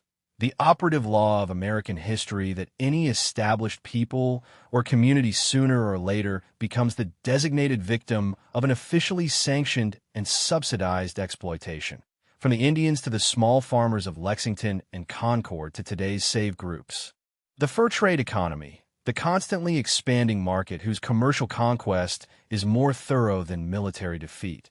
The Indian became a redskin by accepting a dependence on traders that made necessities of industrial goods. The present economy is still substantially that of the fur trade. The vagrant sovereign, modern humanity's absolute presumption. The sovereignty that crossed the surf onto the New World shore, leaving behind the old orders of domesticity and deference. The era of absolute sovereignty is the era of absolute presumption. The machine as metaphor. The governing modern metaphor that mechanized the creation itself, eliminating fear, awe, and reverence. The industrial paradise, a fantasy whose reality is a shambles. The colonization of the future. The exploitive mind puts itself in charge of the future, a newly discovered continent the corporations are colonizing, making redskins of our descendants. Agripower. The official measure of agriculture. A marketable surplus generating agridollars, whose real costs fall on land, community, and character. Food is a weapon, the doctrine of a militarized agriculture. The Wheel of Life. Sir Albert Howard's unifying cycle of birth, growth, maturity, death, and decay.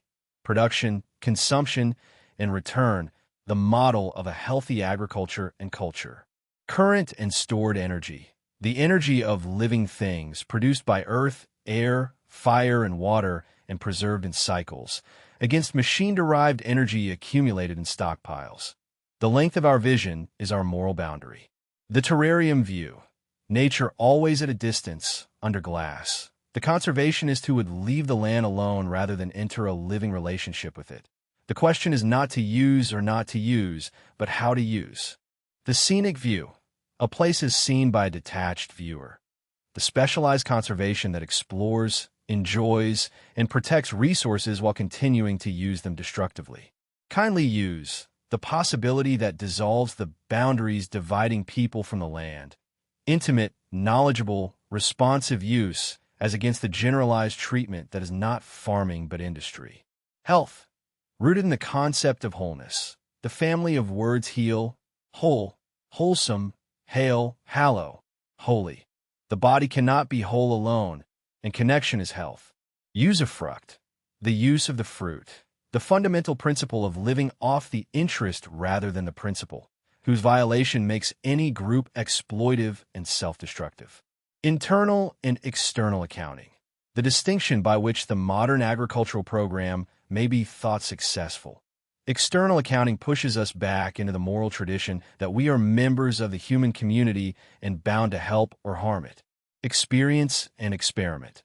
Experience, the basis of culture, conditioned by remembrance of failure and tending toward wholeness. The experimental intelligence, interested only in what works, ruling out what does not, and awaiting the imposition of pure solutions by force. The Amish, the only true masters of technology, for they understand the necessity of limiting it. By restraint, they make themselves whole, accepting their partiality by living within their limits. Production and reproduction.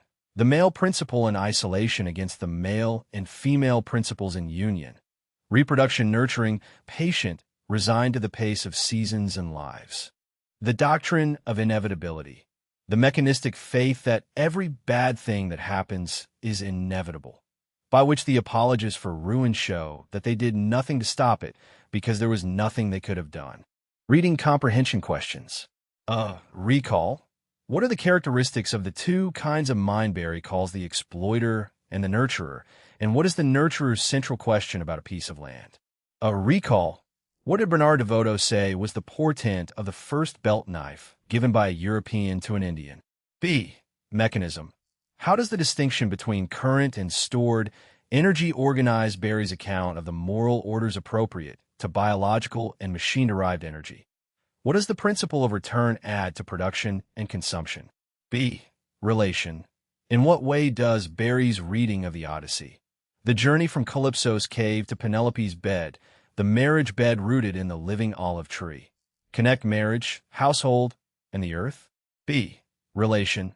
Why does Berry hold that the land-grant college is falling from liberal and practical to specialized and careerist education constitutes a betrayal of trust? And what does he propose to despecialize them?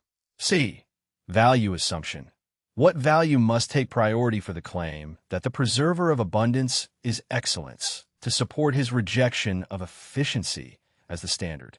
What trade-off does he never argue for? C. Ambiguity. Which meaning of margins is doing the work his claim that the remedy is to accommodate the margin within the form, geographical, genetic, cultural, or political? What happens if we substitute one for another? C. Rival cause/omitted information. Berry treats the failure of the first development decade as evidence for the priority of education, organization, and discipline. What else could explain the disappointing results? And what does his account leave out? C. Wishful thinking. Where might a sympathetic reader accept the Amish or the horse-powered farmers as proof that a low-technology agriculture works? Because the conclusion is comforting rather than because the evidence forces it. And what does Berry himself concede? B. Gray conclusion. Under what conditions would his thesis that an agriculture cannot live long at the expense of its source hold only partially? For example, if industrial agriculture's productivity could be maintained indefinitely by substitutes and synthetic fertility?